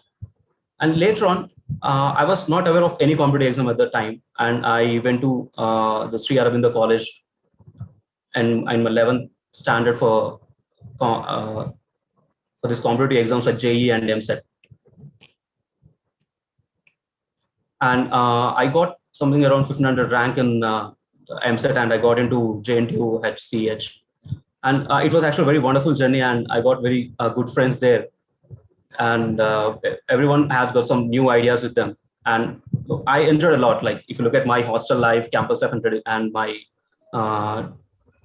the life with my friends, it's completely good. I enjoyed a lot. And if you look at my professional life, I used to build vehicles back in my college too. I built 2 vehicles in my college, and I did an internship in Mahindra and Mahindra. And I used to get support from my friends. And during this period, I got all the confidence to do anything, to build anything. And I was able to deal with very large team there while building these vehicles. So that taught me a lot, how to be a team player. Then I got placed in some company back in my bachelor's, and I was not happy with it. I want to do some like higher studies. Then during my intermediate only, I was aiming at IIT, but did not get through that. So I got into IIT Delhi for doing my master's in mechanical design. India's second the best branch for mechanical engineers. And so I completed that. But if I want to share my story, in the beginning, the first semester was really tough. The translation from Jain to Hyderabad to IIT Delhi is really tough for me. I was struggling a lot. I got my pointer down, but the passion of building stuff was still there with me. The patents, writing patents, everything was very new to me. But somehow I survived, and I made a product called Flexmo Crutches. Crutches, the preliminary design in 2015 in the first semester, and I kept it aside. And so I started enjoying the college. I got my grades back, and I got placed in actually Mercedes-Benz. And the office is in the Bangalore, in the Whiteface. Then in the final semester, I got like 6 months to join the job and explore something new. And actually, this is my convocation, the photos. I took my parents there, and my mom was actually like feeling the haptics. That was invented by some MIT professor, and I started working on it. So I took my parents there to see what are the facilities there. It was a very happy moment for me at that time. And they were actually, my dad studied till 5th and mom was till 7th, but still they encouraged me a lot and struggled a lot for me. And in the final semester, what actually happened is I got 6 months to explore, to get into the job or to get into some, like come up with some product. So I, along with my friends, actually Daninder and Arvind, we started applying for some competition. And the one competition saying, if you give your idea, if it works, then we give 1 lakh rupees. Then 3 of us actually jumped into that competition on one fine day. And we started working on the ideas the entire day, brainstorm. And we got to know that there's a huge, we are very complementary to each other while solving the problems. That's when actually we started knowing each other much more. And but unfortunately, we haven't gone to the competition. So we are very sad. We came out of the competition, and there was a poster just before the building saying that present your idea, you take 50,000 out. So then one of my friend actually told me, boss, we have this crutches which are made. So let's apply. Let's get the 50,000. Then we, on the same evening, we applied for this competition. We got it, and then we applied for some seed grant from IIT Delhi. We got that too. Then I started feeling what actually like made this product to go very big. I was like, at the time I was in a mood where I want to get into this Mercedes and I'm just exploring, but the empathize on the problem is I was not getting at that time. But I got an opportunity to look at the user lives, how difficult for them to walk when they lose their limb, how difficult for them to walk when they get fractured, how difficult for them to actually do their activities of daily life, going to washroom, start catching a bus. It's really hard for them. So I started looking into their lives and understanding. Then I figured out, boss, this is a very big issue. Globally, not in India, every developing country, developed countries, people fall. Like if it's a 50% chances for the person with disability to fall again than a person with normal physiology. So Then I left my job, started working on this problem. But previously, I just want to show what we are actually working on. So we used to work on these exoskeletons in the before. We used to just mimic the human body locomotion onto the robot. This is actually an industrial application in PARC, PARC, for taking the nuclear fuel cells out of the pellets. Because there's a huge hazardous environment there, the people cannot go there. So they usually deploy this particular orange color robot, that's a KUKA robot, KR5, and a person will be operating it from remote location. So we used to build these kind of devices, but we're unable to actually get the smile on a person. So what we thought, let's get into something which we produce as mass, and we'll be able to see happiness in most of the people. So we started working on these crutches, and at the time, actually, I don't have any funding. And then what actually happened is, I told 4 lakhs in a bank account. I started a company. Then I asked my professor, so can you please give me a job as a project scientist here? Then he already knows that I already working in these biomedical devices, and I love biomechanics, human body locomotion. So he told me to work on some knee joints at the time. So there's a new project by DBT. It's a collaboration project between MIT, Boston, IIT Delhi, and Jntuh organization. And I was a project scientist in that. I was leading that project. It's a 1-year project. And I was able to get this product, prosthetic knee joint, out in 1.5 months, where the MIT people were able to do it for doing in the last 5 years.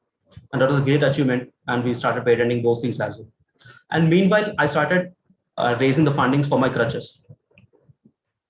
So it's how can you like, it's really hard for us to get the funding for these kind of products because the people really see this as a free one. Like people really see the crutches, the people with disabilities uses. There's no much market for this. There's a very niche market. The investor don't come to you. That's actually what the impression in the beginning. So we used to go to the government to pitch the product, and we raised successfully 50 lakhs from Bairagvi.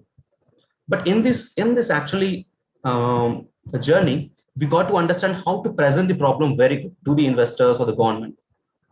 So we understand we are very good at understanding the ethnographics of the person or the customer, his daily lives, activities, his persona, everything. So that is how the branding comes in. That is how we started working on it. So we used to present all these things to government, like there's a rubber tip wear under 2 months because of these crutches, and there's a rubber polymer tape getting buried in the damp ground. And if you look at biomechanically also, while walking actually, they spend much amount of time. They're tied very easily because of this locomotion. And the long-term user leads to carpet tunnel syndrome. So we call it as, in Telugu, we call it as Kyle Costner. That's how it's treated. And so after that, I need to show the problem big, how big we decided to understand. So what we did is we conducted camps collaborating with various NGOs in North and South. In North, we did it in Faridabad, Ghaziabad. And in South, we did it in Gumripundi in Chennai and in Bangalore, to understanding all the problems, what they're facing. So we used to collect like around group of 20-25 people with disabilities using crutches. We used to come there. We used to start talking to them, understanding what the problems. We used to follow this design thinking approach, human-centered design approach for doing this. And later on, we used to come to a lab, take a sheet, take a board, and start writing all the problems and how we can get a best design. So then we figured out how this particular tip will be able to, human foot inspired tip will be able to solve this particular problem. The human foot has been evolved from millions of years to transverse on different kind of terrains, like in walk on mud, any kind of terrain. You have the heel and the toe, which is coordinating with each other to make you stable on different kind of terrains. And more exactly how it actually works is when you're putting the crutch forward, it absorbs the shock. It provides you much more stability by providing you larger surface area. It does not slip on any kind of terrain. Even if you put water on any like slippery surface, it does not slip because it grips, it expands, and then at the end it stores the energy and propels you forward. So this is the science behind it. And when we approach AIMS as well, we approach Dr. Rajesh Malhotra, he's orthopedic HOD AIMS Delhi, and he's a stakeholder of my company. And she is Dr. Kanchan Mittal. She is a chief physiotherapist at AIMS Delhi. And they got very much interested in the product, and they gave us a permission to the clinical trials on users. And then we got into essentials of orthopedics and orthopedics. So right now I have the product, But how should I show to the government? Because this is a very needy product. Right, in government, usually they always provide the products which have some sort of standardization, but it's a new design. It has to be proved, clinically proved, functionality wise, it has to be proved. At the same time, it has to be proved in terms of strength as well, and commercial viability, pricing, everything had to fit in. So we started working on it. So I'll just tell you the typical example of how it works on different kind of patents.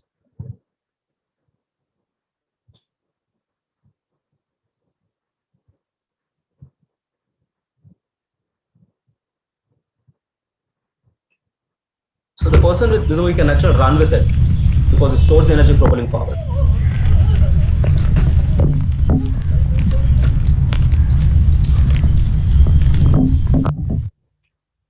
So if you look at different kind of patients, right? They are spinal cord injury patients who walk very slow.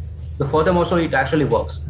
This is an official report which I got from the military hospital Turkey after contacting the DGAFMS, Director General of Armed Forces and Medical Services in New Delhi. We got in touch with the military hospital Turkey in Pune. We conducted 6 months trials over there, and they gave an exceptional report on the performance of our crutches.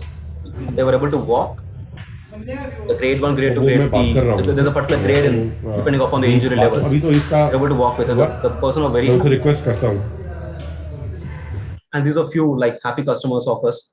And in 2000, I'll just let you through the journey. In 2017, we applied for the small grants, and 2018 we got 50 lakhs from government. And then we started hiring people, doing all the user study. And then in 2019, we launched the product, and parallelly we raised 1 CR from various incubators. There are various incubators in India like Will Grow, Startup Oasis, Social Alpha, who supports the social enterprise. They give the application forms, you need to fill up them.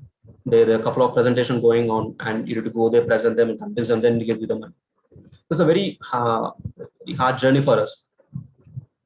And in 2000, we launched it. We sold more than 100 in the first 2 months, and then this COVID hit, and there was no revenue. And now we got everything manufacturing ready, done in Delhi. Previously, we used to have an Indore. The manufacturer cheated us. From there, actually, we got to our own manufacturing in Delhi. So there's a warehouse in Delhi, with offices, and previously it used to be IIT Delhi. We transferred it to Noida right now. And for the products, we actually partner with India's leading company of orthopedic aids, and we successfully supplied to Telangana government as well. So these are few awards and facilitation which we got from different companies as a CSR and different incubators providing us support. And we successfully patented in India, and this granted in India, and we filed a patent in US and Canada. We'll be definitely going abroad. And we successfully collaborated with Telangana government, and we got actually a lot of the awards. We got the prestigious Indian Design Mark Award. It's only given to very few products. It's almost all equal to the Red Dot Award by UK government.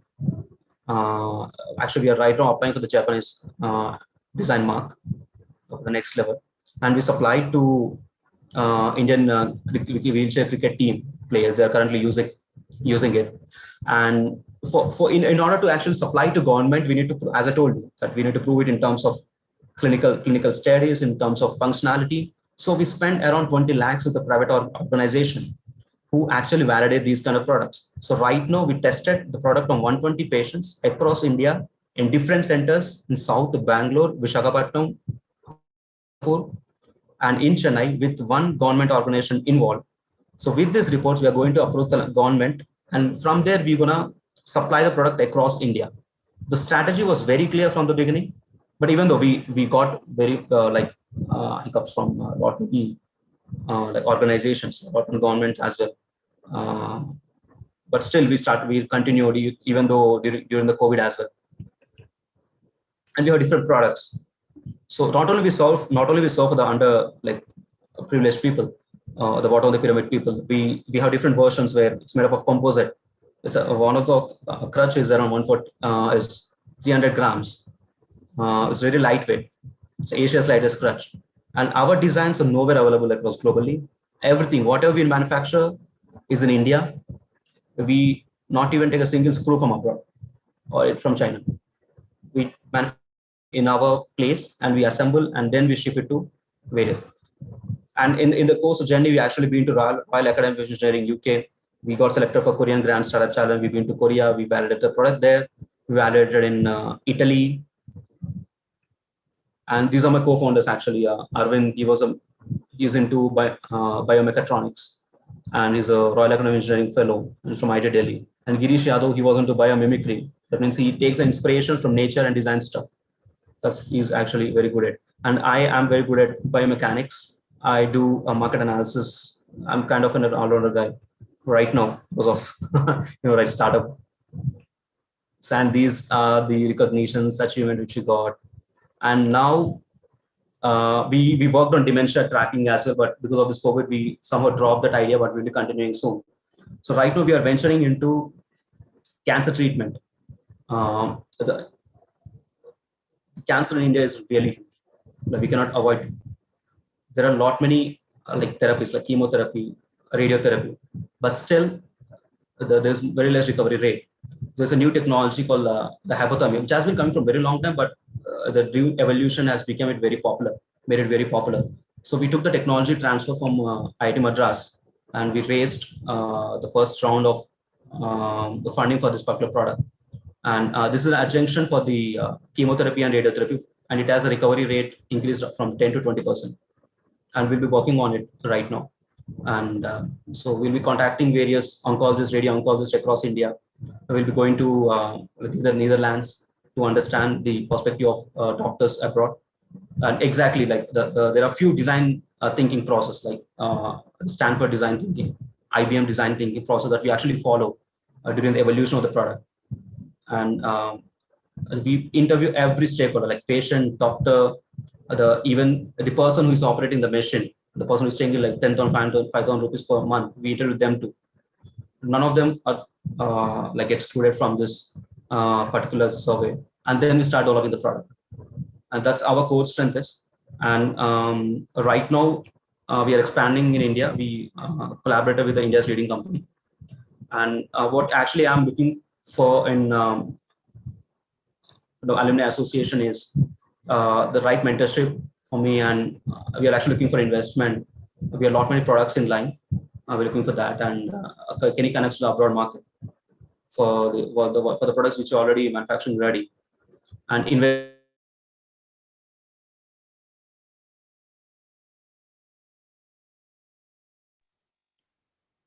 I think we may have some technical difficulties. Srinivas, can you hear us? There is a problem. We can't hear him now. I can see. Yeah, am I clear now? Yeah, yes, please. Actually, there's a power loss here. Yeah, no problem, Srinivas. Please continue. You may not be able to share, but go ahead with the ask slide. Yeah. Yeah, that's it, sir. Yeah, this is what we are trying to do. So let's just looking for collaborations and from Alumni Association. Thank you very much. Praveen, can I make a comment to Srinivas, if I may? This is Salam here. Yes, go ahead, Salam. Comments, questions, open time now, please. Okay. Go ahead. So, Srinivas, this is Salam, and I want to make a comment here that you have a very good, unique product that you have taken and developed it, and it works very well. And I will make some suggestions here that as you go abroad or in India, you may want to also check with the podiatrist that will invite you and ask you to do the demonstration, and that will excel your marketing strategy. So actually, there's a power cut here. Actually, can you hear me now? Srinivas, we can see you. Yeah, we can see you. Yes, I can. Yeah.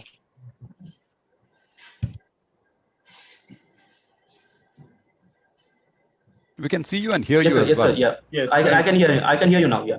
Yes. Okay, Yeah, this is good. Srinivas has been through even more difficult problems. This is nothing, right, Srinivas? Go for it. Yeah. That's a very good way to put it.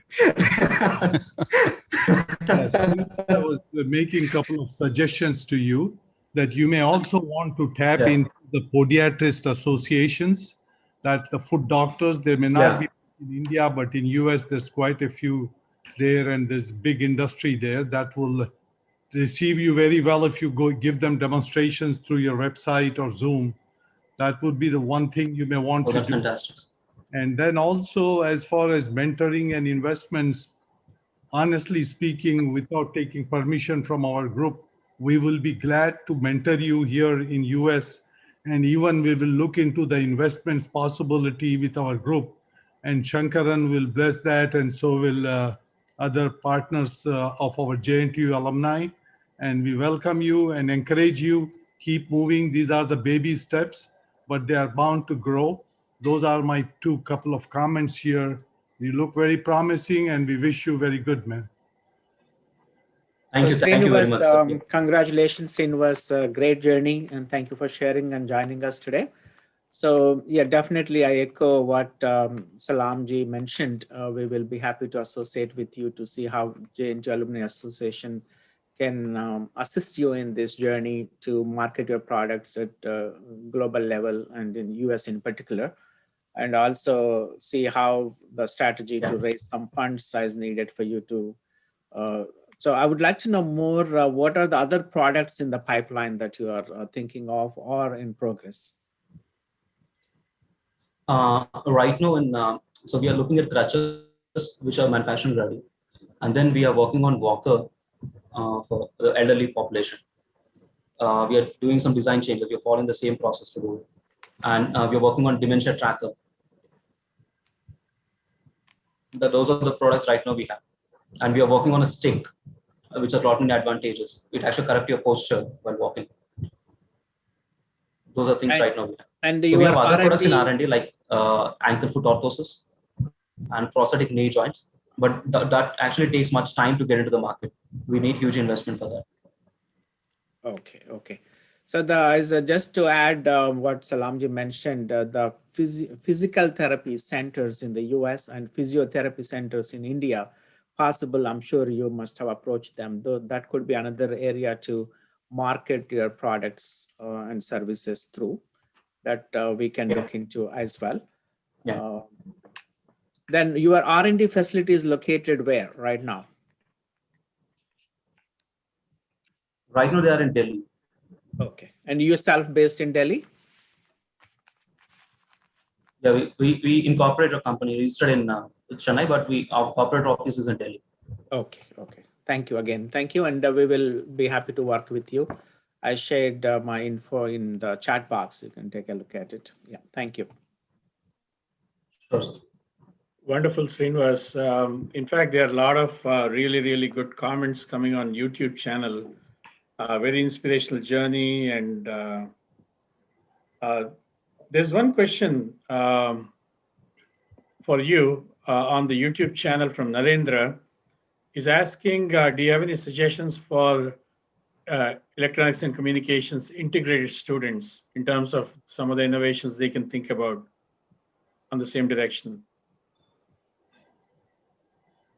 Like I can actually say like I do work on biomechanics, and so since we're getting into cancer projects, right, and they can actually work on like either on the telecommunication side of it, and at the same time if they want to work on some medical technologies or something that's evolving a lot, there's a huge market for it, and they can start like working on new technologies and this medical devices on mostly on the therapeutic and diagnosis part of it. The major things which they have to work on right now is on the any device for catering to the mental health, and that's the next future actually, and cancer, diabetes.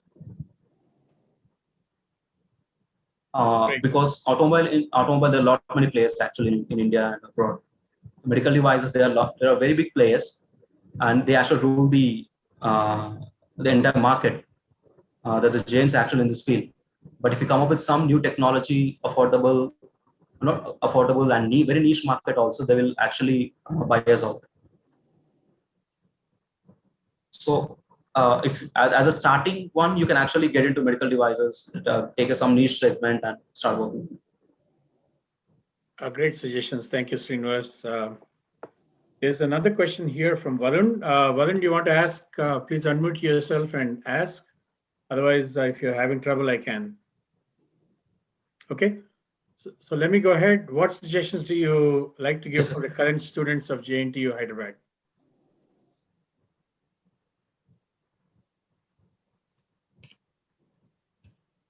Srinivas, can you hear us? I think we lost your video.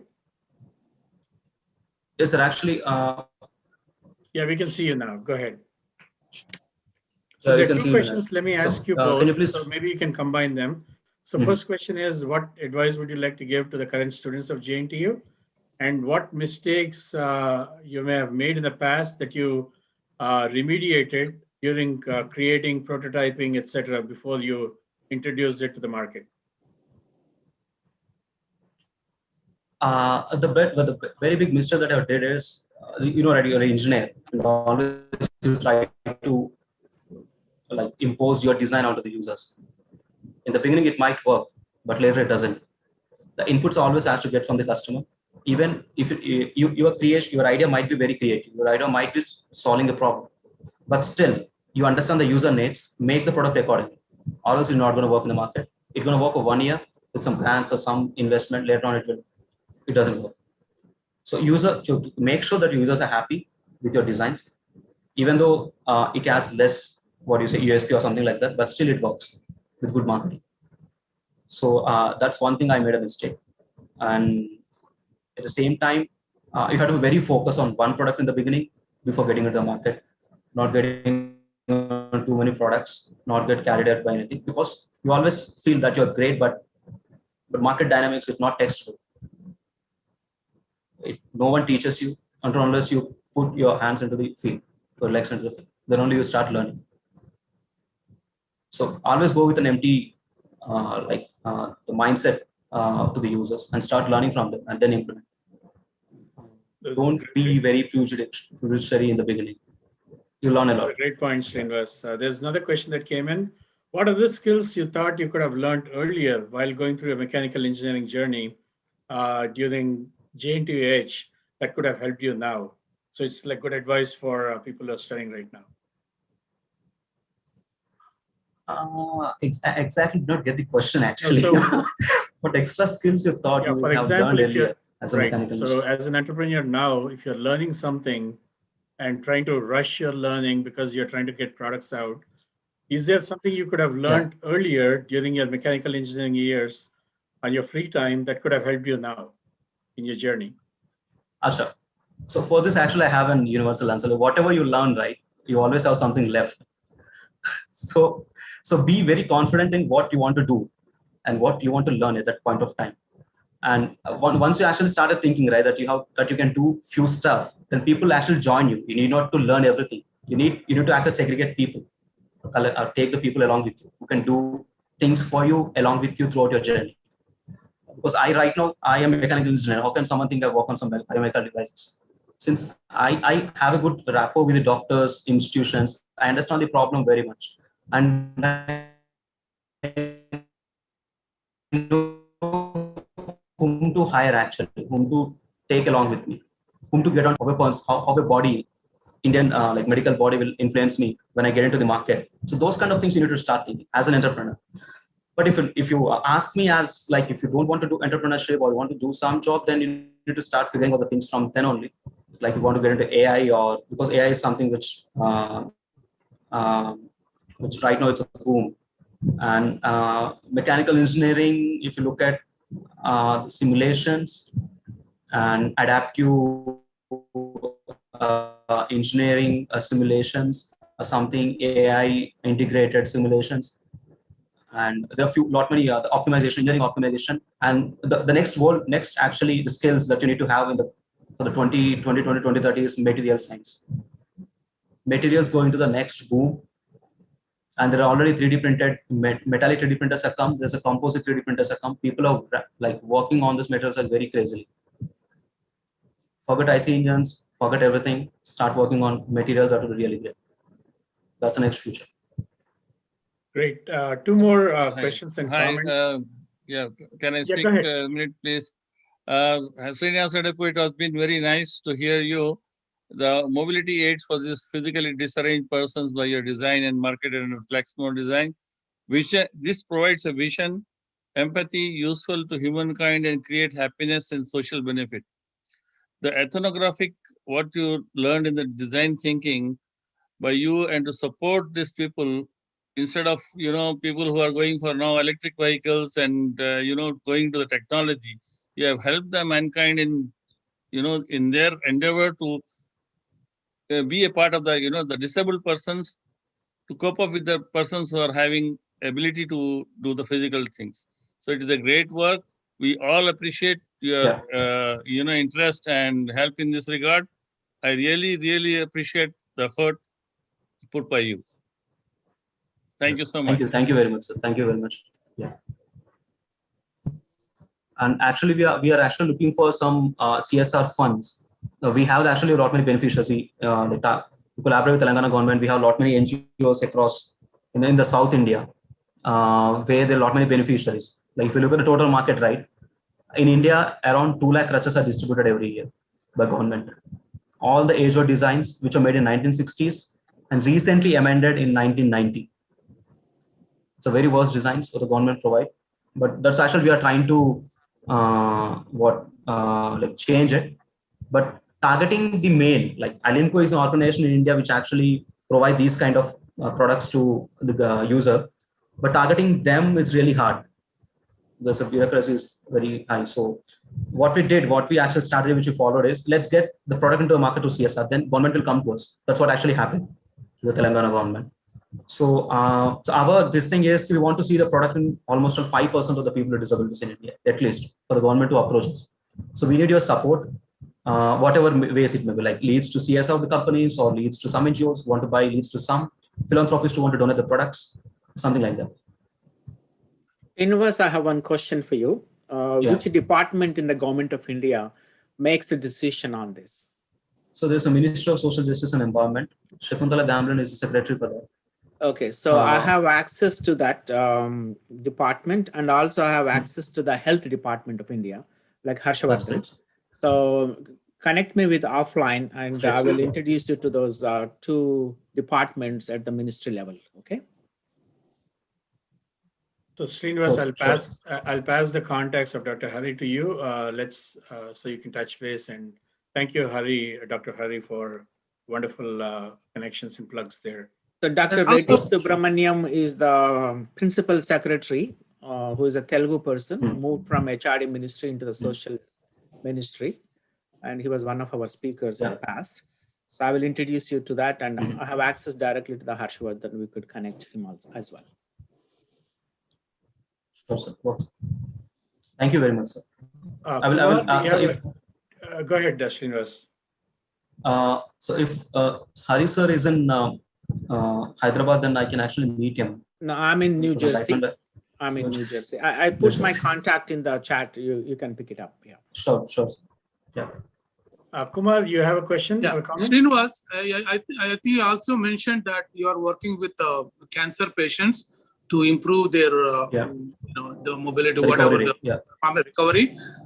If you need any help in Hyderabad, one of the major hospitals, let us know. I have a close friend, CEO of American Cancer Institute in Hyderabad. So that's fantastic. I can make you a connection to him. And by the way, Srinivas, Kumar leads our membership committee, is the chair, and we will definitely add you to the group. And I just want to also add a plug that we have, in fact, I think there's two more questions which I want to address in general, right? What are the resources from which we can explore more for startup ideas? And two, is an MBA really required? Are you really struggling because you don't have an MBA type education to run a company? And last but not least, for students today, who do we reach out if we have startup ideas? How do we get started? So if you could quickly summarize that into one last response in the interest of time. Go ahead, Srinivas.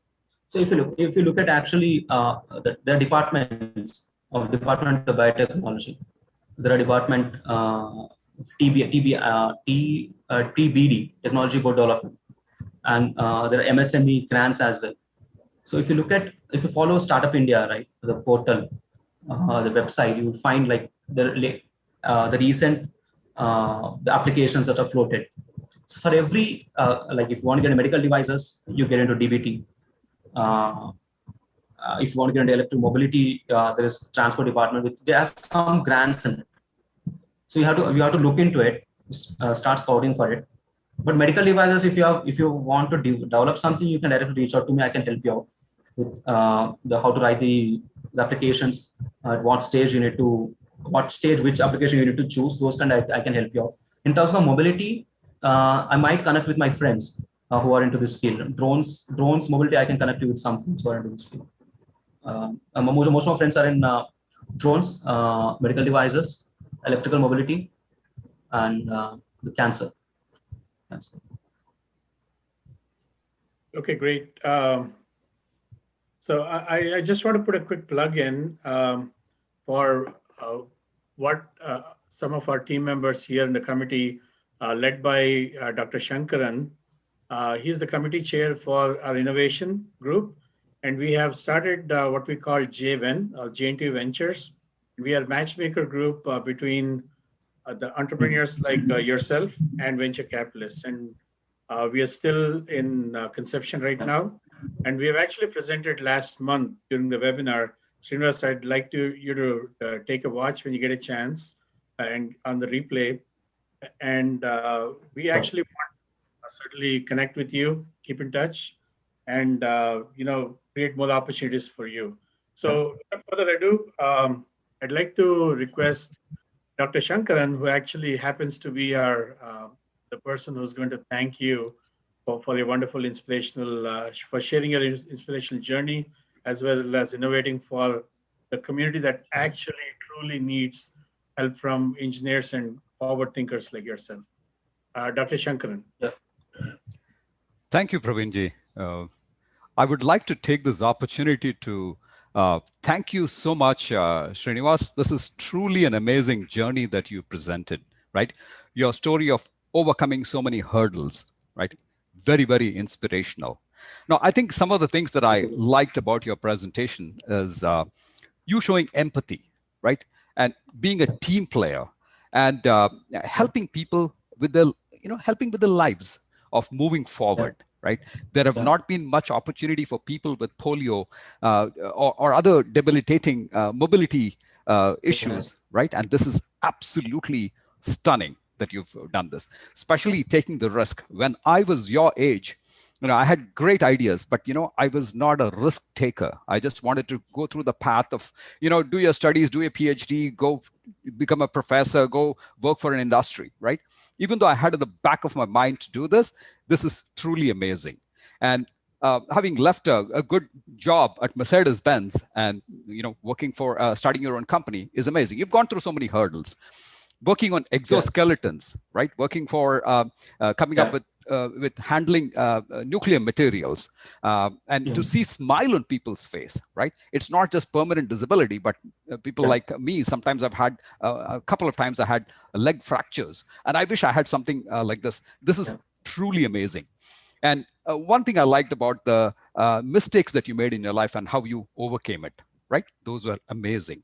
And especially working on drones, cancer, this is amazing. I would like to take this opportunity on behalf of Jntuh to thank you. And I hope your company grows to become another Medtronics or Boston Scientific. I'm sure you must have heard about those companies. Everybody knows about them. So I wish you all the best. And I like what Praveenji mentioned about the JVEN, the Jntuh venture that we are trying to match up startups with venture capitalists. We would like to, please do stay in touch with us, and I wish you all the best. Thank you so very much for your presentation. Great. Thank you, Dr. Shankaran.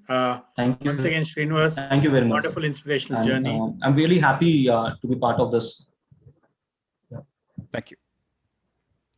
Yeah, so Srinivas, let's continue to be in touch. And wish you more and more success. So at this time, I'd like to turn it over to the next last segment, which is interacting with our alumni. So Srinivas, feel free to stay back. I'm sure you'll hear back from other alumni who are here.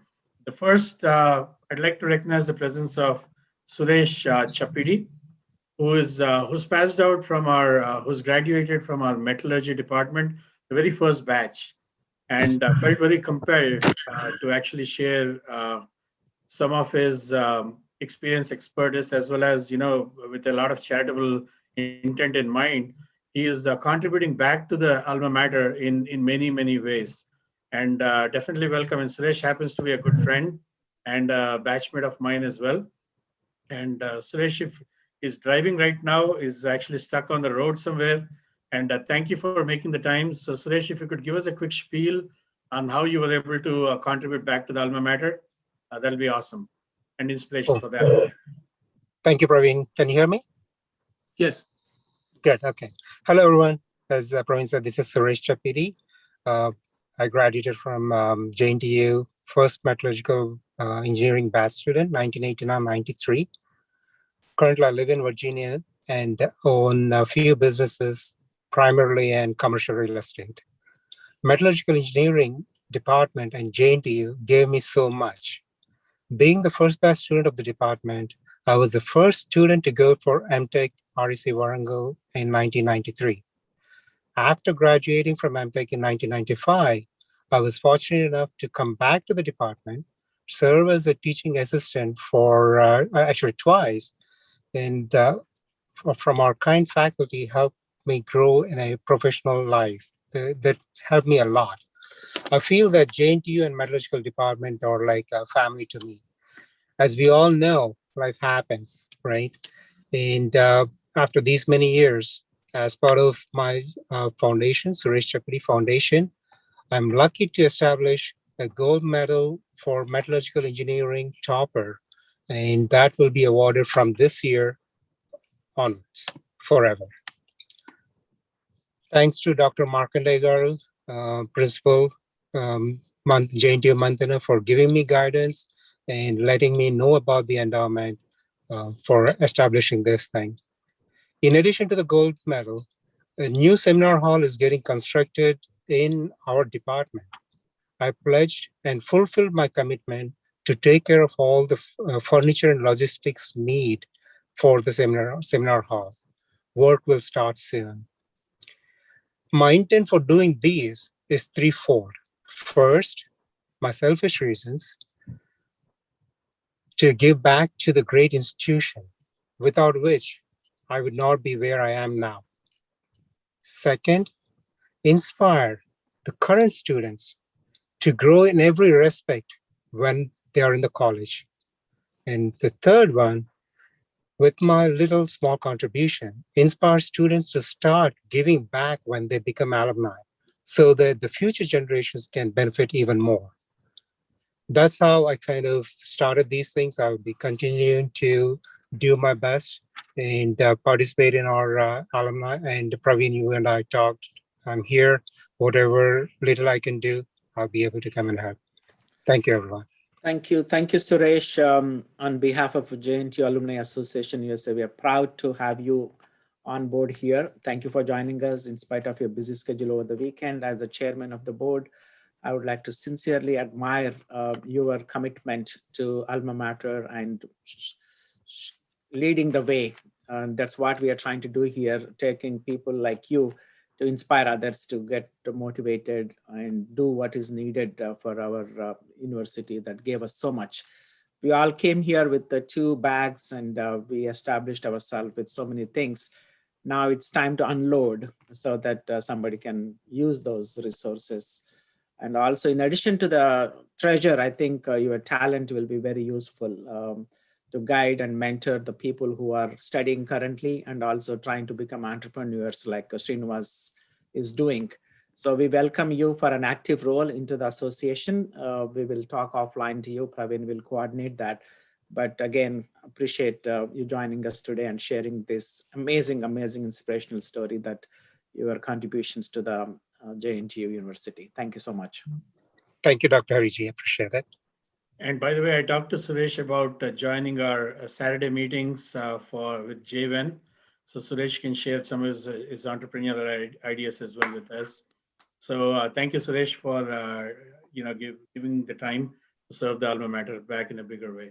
Yeah, Praveen, with your permission, it's getting late in India. We have Dr. Samir Reddy, who is one of the very, very senior person, and now he's leading putting together a team of people for raising funds for our alumni building.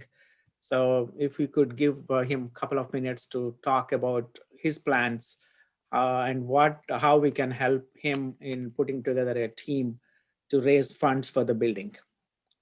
That's great. Dr. Samir Reddy, take it away, please. Samir, you're on mute.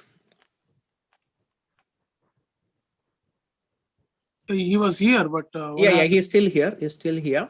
While he's coming on board, Praveen, have somebody else, please. Yes. So I think this is the time to just turn your cameras on, unmute yourself. This is the time to interact with each other.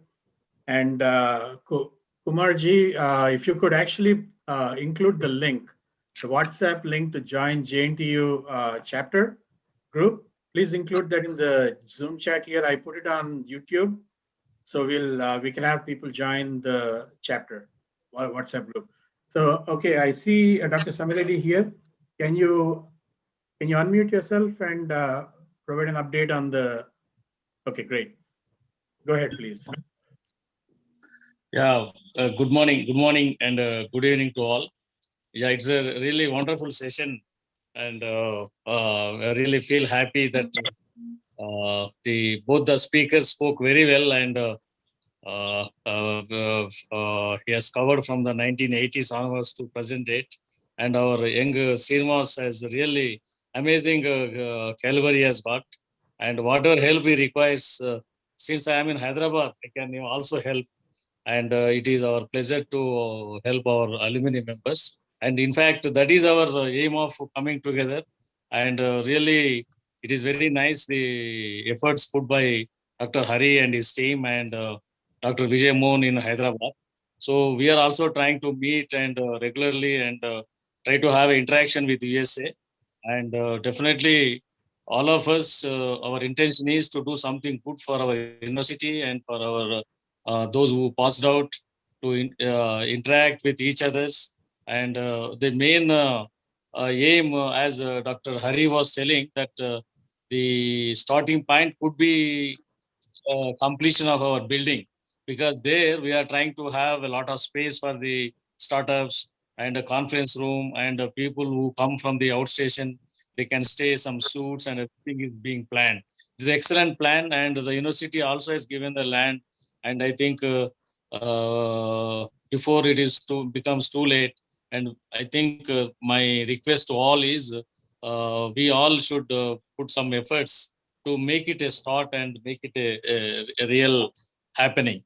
So that is one thing, and I mean, that will be the starting point for all of us to go ahead, and many activities we can do in the university, and tying up with the institutes or industry, and people among among our group itself. Like alumni has got a lot of experts, entrepreneurs, so we can network each other and help our those who are youngsters actually. So I mean, it's a wonderful thing, and I've been there for last 2 hours, and it was looking like another just a few minutes. So it's a wonderful interaction with all of you. I think Hari and me, we were discussing that how do we go about for this thing. So we have, as he told, the university was incorporated in 72. So in 2022, it's going to be a Golden Jubilee celebrations. So let us hope by Golden Jubilee 50th year, let us celebrate a Golden Jubilee celebration with our own building there. That's first thing. And to make it realistic, we were thinking to have from each batch about 5 people as a global group. So we have almost 50 batches who are passed out from the university. So at least 4 to 5 people from each batch. In turn, they can work as a ambassadors within their batch and mobilize or interact for all the activities, not only building activities, for any alumni activities. This is one my suggestion, and I think Hari and the Dr. Can do that. Thank you very much. Thank you, Sami. We are actively looking for volunteers from each batch to join us in this project and to make it completed as soon as possible, and especially at least a portion of the building should be completed for the Golden Jubilee year to showcase that what alumni contributed to the university on campus. So Sami, appreciate your efforts and your activism in taking the lead on this particular thing. Yeah, I think I did not brief about me. I mean, I think many of you know, I'm 1974 to 79 BTech from JNTU and MTech from IIT Kharagpur, 79 to 81. And I worked at HCL for 25 years. Then I resigned and I'm on my own. Is currently doing a lot of real estate development in and around Hyderabad. And if you need any assistance in that direction, please feel free to reach him. Sami, can I get a building, please? Yeah, different field actually altogether. I am electronics and I worked on avionics, radar, navigation and communication. And I worked on for various aircrafts, ground radars I was in charge. Krishna Kumar knows about me. And actually, I came out to mainly to go for airport activities. We gave advance for 1,000 acres and we procured 400 acres. We kept that aside because of the 2008 recession. We could not go ahead. Of course, me and along with some friends from REC and IIT Kharagpur. So we did not go ahead. But then having resigned, then I joined as a partner with the construction, and we are building a very good number of communities, higher community, high-tech city and Mayapur area, and almost close to 10,000 apartments we are building along with the friends. Of course, I am a minor shareholder. Thank you, Sami. Good job, Sami. Wonderful to have you here today, and appreciate you staying entire session. Praveen, back to you. Is Swami can speak? We see him. Dr. Hari, Swami is in India actually. This is Narasimha. I'm just okay, no problem. Praveen, back to you. Yeah, thank you. Yeah, sure. Others who have joined, I see several names that we haven't talked to before. Please come off mute and share. I see Ram Maurya, Murali Krishna Sai, Chandana, and I'm just reading out a few names. Just unmute yourself. We'd like to know more about you, and we want to make sure that you're part of our WhatsApp chapter group. Can you add that here, Kumar? Is there a problem adding it to the chat here? So Ria is on the line. Ria Gupta, you wanted to share briefly about something. You can do that. Unmute yourself, and if you can turn on the camera, that would be wonderful so that people can see you. Ria Gupta. At the moment, yes, sir. At the moment, I have not prepared well for presenting. Is this possible later? Yeah, we can, but just brief about what it is so that people is aware of it. Actually, we have built a mini project which was based on which was for dumb and deaf. Like they can talk and sign language converter. It's actually like for the people who are impaired and for the people who just know normal language. They don't know the sign language of dumb and deaf, so they can communicate using that software. So that's a major idea. In brief, I will describe it later. So you from Jntuh Hyderabad in India, or you are based in US? No, I'm from India. I'm from other college. It's not affiliated college of JNTU? No, sir. Oh, I see. Okay. No problem. Thank you very much, Ria. We will reach out to you separately. Thank you. Yeah, you can mail me actually if you are very doubtful. I think I have given my email ID. Thank you so much, sir. Praveen? Yes. With your permission, can you take a few seconds? Yeah, go ahead. As Dr. Shankaran, he is our chair for the innovation team, and we have to recognize his new thing that he is a scientist in Intel Corporation. And recently, last week, he has been elected as a chair of IEEE. We all used to dream for IEEE and P2929 International Standards Group for VLSI system on chips. So this standards group is developing a new generation of test and debug standards by working with various VLSI members companies for all over the world. Really, we are proud of you, Dr. Shankaran, to be part of our group and to know you. Congratulations.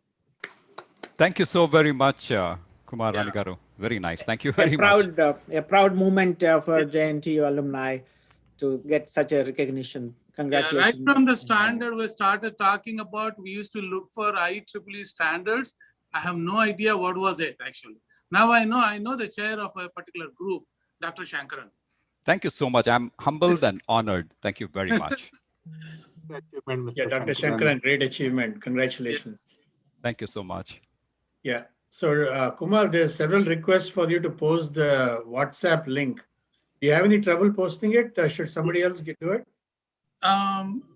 Before we lose people, I want to make sure that they are joining the word. You want me to post the WhatsApp in the chat. Post that link in the chat. Yes. I just posted it. I think I copied it from thank you, the description from our WhatsApp group. I posted it here. That's wonderful. Yeah, I actually posted it in the YouTube channel where there were several people requesting it. So I posted it there, but I could not post it here for some reason. So yeah, I have in my phone, but I'm on iPad, so there is no worries. So it's okay.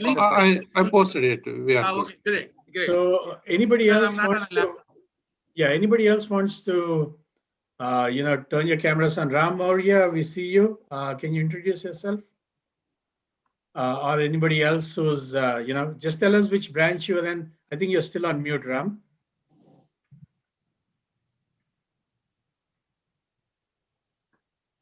You may not be. Patsardri, Tattatri, anybody is on the line? You're on the mute. I can see your names there. Yeah, Shankaran, Kumar, I'm here. I'm online. Okay, you want to say something? That's what he's asking. Well, I have already gave my intro last time. So, so hi, this is Patsardri. It's a pleasure. It's my pleasure. In fact, I really enjoyed the initial Mr. RK's speech. It was wonderful, the kind of work that he has done and he's doing right now. And I already gave many people know who are there already, they know about me. So I guess there's nothing much I can say in this. Thank you. Hey, keep the active rule, okay? Oh yeah, of course, sure, yes. Okay. All right, in the interest of time, do we have anybody else who wants to introduce themselves? Salamji, are you trying to say something? I just want to make a comment to Srinivas that I just thought of one of my childhood friend who lives in my Bhuvnagar district, and he's heavily involved in medical field. They have like 1,000-bed hospital there, medical, like a college, and multiple businesses. Later on, contact me and I will refer him, or we will have a three-way. He's a very quiet guy, but he can be helpful to promote your products. I just thought of letting you know. Sure, definitely. So Srinivas, I can offer one thing, since some really good ideas are coming. Maybe next time the innovation team meets, Dr. Shankaran, we can invite Srinivas to our group, right? To share ideas, get some input in terms of what entrepreneurs are looking for, so we can build good solutions and be the right matchmakers. Yeah. Yes, that would be great. Let's do that. You can also introduce orthopedic head of department from Gandhi Hospital. I know is my cousin, and if you want, I don't know how much help from them you need it, but he's an orthopedic surgeon. He's head of department. Sure, so we can work along. Okay. Actually, we got registered on GEMS as well. It's a government e-marketplace. So any government body can buy it on it. Excellent. Praveenji, I wanted to mention one thing. As they say, it takes a village to raise a child. I think it takes the entire Jntuh alumni, right, to help each other and promote ourselves and make it successful, right? And I think we are on to a big start. Thank you so very much for your and Harigaru and Swamiji's, everybody's, and Kumar Ranigar, all the leadership that you all are showing. This is awesome. Let's keep it going. Thank you. So the Shankaran, the potential is so much with the 2 million people, and everybody is highly accomplished. And if we can bring them together, even like 10% of the people take active role, we can build empires. Actually, we could do lot of support to our young entrepreneurs and take their products and services to the market. We can invest in them and become rich as well. It's not a simple giving away, but we could benefit as well if we could come together to support these initiatives that we have on the table. Especially after hearing MR's talk, right? One person can make a difference. I was totally blown away by what he has achieved in the last few years, right? From 1980, every decade he's been doing something or the other to make progress. And we all are very, very proud of it. And we should continue doing this. Thank you. Yeah, and one thing that I'd like to personally share is having two speakers who are at different stages of their career, but I could see the same passion, same energy, same motive to drive innovative ways to serve the community. So to me, that was just incredible. And I mean, Srinivas, when you spoke, since you're here, I want to focus on what you said. I think your empathy and your passion really for giving back is amazing. It's great that you're able to make money in the process. So like somebody said, right, if you actually love working on your passion and make money, you'd love your job even more, right? So this is your hobby is your job. So this is outstanding. More success to you. Thank you very much. Just to add that, so Praveen, this is the true use of the technology you learn in the college. Because most of us, we do something in the college and we end up doing something else. But here in this case, I think he did the engineering and he is really implementing the technology learned and showing us how. I mean, most of the times engineers, we say, okay, engineers, they pass and they do something else, unlike doctors. But in this case, it's you completed the graduation from the JNTU and you are showing the technology, how the technology can be used for innovation, as well as how you can help and provide some community service to the needy people. Yeah. So really an interesting combination of multiple flavors. Yes, sir. Yeah, that's actually so the journey was very actually exciting for me. Every day was like very new to me. A lot many struggles in between. That's the other side of the story, which I would like to the next webinar. I was just saying about what are the problem that I faced commercializing this particular product, and I was happy that I got co-founders who are with me. They also left their job. Like one of my co-founder, his name is Arvind. He was having like 20 lakhs package for 4 years back. Another co-founder was Girish. He was into drone manufacturing. So the both of them left and started working on this. And it was quite a bit the hard at the same time very exciting journey for me till now. Yeah, very good. See, that's where Srinivas, that's where the difference comes. You know, most of the people who are earning money now are working only on worksheet and Excel. You know, instead of doing anything great on that. This is the real fact of the life. They are not going about their passion or what they have learned. They are just doing just because they are getting money and they're making money in that process. To achieve certain things. Recently, I had a chance of going to a doctor. He is a specialist in physician. She is a neurophysician. And I was so surprised that she is not knowing even the ABCs of neuro this one, and she's a neurophysician and has seen her degrees. She was having a PhD in that and this and this and this and that. Unfortunately, I had to take about 45 minutes class to her to put her efforts in reducing the problems of the people and not only minting money. She must be getting almost like 300,000 to $500,000 for for annum, and she's just She doesn't know anything at all about it, because I know much more than that. I know much more in medicine than what they know. I have worked on so many projects on medical things, even including computer tomography and all that. I have done on image processing. I have done on computer tomography and this one. And on cardiac also, I have done a lot of research on cardiac things. Though I am an electronic engineer, but my passion was medicine from beginning. So unfortunately, I have to take her a class that you are not putting your efforts in finding out the solution to the problems of the people. That's why I appreciated you. That's why I appreciated you. Because people are having problems. Actually, people are having neuropathic problems. They are having like peripheral neuropathy, for example. Yeah. She says that it is just dead. You can't do it. I said, why don't you find out a way to regenerate it? I mean, these are the things which you should find out to do it, what you can do it to regenerate the dead ends of the... Yeah, actually, there are a lot many technologies. You actually oxygenate the neuropathy to... Yes, that's what I'm saying. She doesn't know it. She doesn't know it. She doesn't have the openness to speak about it. She says she can't do anything on that. I said, what the hell you're talking about?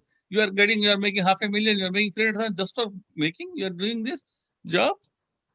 See, this is where the difference comes, Your effort in putting technology to the use of the humankind is much appreciated. Absolutely. Great comments. Thank you. Great comments. So Srinivas, I think nothing resonated is you realize you may have the greatest designs in your mind because you have academic background, but if it doesn't serve the customer, getting the customer perspective and the CX, right, customer experience is king, and you really focus on that to augment and evolve your design. So I think that's important for every engineer to take back as a lesson. So it's great. Are there any I would suggest have a small session with Srinivas to identify what his needs are and see how we can help him. So make it a more focused session with him sometime next week at mutual convenience. Yeah, the JVN team will take... I think we need to take this forward to help him, just not the talk, but the talk has to walk. So whatever we can, we want to under promise and over deliver. So we don't want to over promise also. So in a small way, whatever we could contribute to his success, we will be happy to do that. Please organize one session directly with Srinivas with the executive committee. Thank you so much. Okay. So, and I'll try to mail the portfolio and everything, all of you, and put in a mail before the meeting as well. And I'll make a small presentation, what I'm expecting, what are the SWOT analysis of an entire company. I can put on a table and give it to you. So like a pitch deck, Srinivas, like a pitch deck to investors. So that's what we want to see. And we will be assisting you in the process. Thank you. Sure. Thank you. Okay, and, are there any final comments, thoughts, questions? There's so many people here. We sincerely request you to visit our website, jntuh.org, and sign up. Please sign up. We need to account you so that we could assist you whatever way. We are not expecting anything in return from you, but we are here to assist you. Only thing we expect you to do is please visit jntuh.org and sign up and identify yourself that you belong to this family of JNTUH, and so that you could help others or help us connect with others. That's what we're looking for. Each one of you, I'd request you to sign up at least 10 people from your batch, wherever you are in the USA. And eventually we will reach out to the global community as well. But now we are building the US community, which is the largest of outside of India.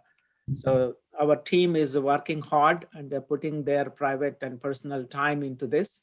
I think as a symbol of respect to their efforts, let's contribute to identify and add to the database. That's what we sincerely request you. And you will get benefited, I'm pretty sure.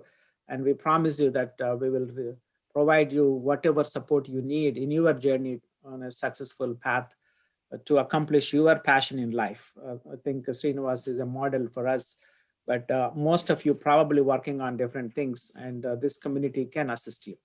Again, my sincere request to please visit jntuh.org and sign up and make your presence known to us. Thank you, Dr. Hari. So on jntuh.org, there will be links to join our WhatsApp groups, as well as our LinkedIn page for Jntuh Alumni Association. Please connect with us so we can have greater impact. Now I'd like to request Salamji to provide closing remarks and word of thanks summarizing the day's event. Thanks, Praveen.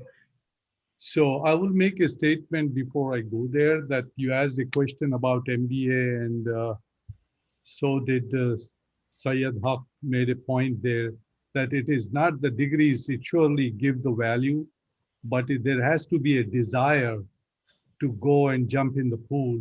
Unless you have that, all those degrees don't mean nothing other than taking up a job and sitting down and compromising with the life. Anyway, gentlemen, thanks for the stimulating presentations. Ladies and gentlemen, I feel the buoyancy effect on me. I'm literally floating with new ideas I heard today. I warm and cherish late morning or good afternoon to the distinguished speakers, Ramaswamy and Mr. Srinivas, leadership team, JNTU alumni, and all members, participants. It is my privilege to propose a vote of thanks and acknowledge the contributions of those who worked hard behind the scenes to make this happen. This team and group have so much horsepower, and I'm convinced you will see the emerging group with outstanding results within a couple of years. Today's subject intrigues me, and I plan to learn more under this umbrella of thinkers and doers. I believe we can benefit immediately from the methods suggested by today's speakers. Believe me, this enthusiasm in the group is contagious. We will have more people, more membership, and we see nothing but success moving forward with the JNTU alumni group. Thanks for the stimulating presentations and my salutes to the organizers. Praveen, back to you. You can do the closing.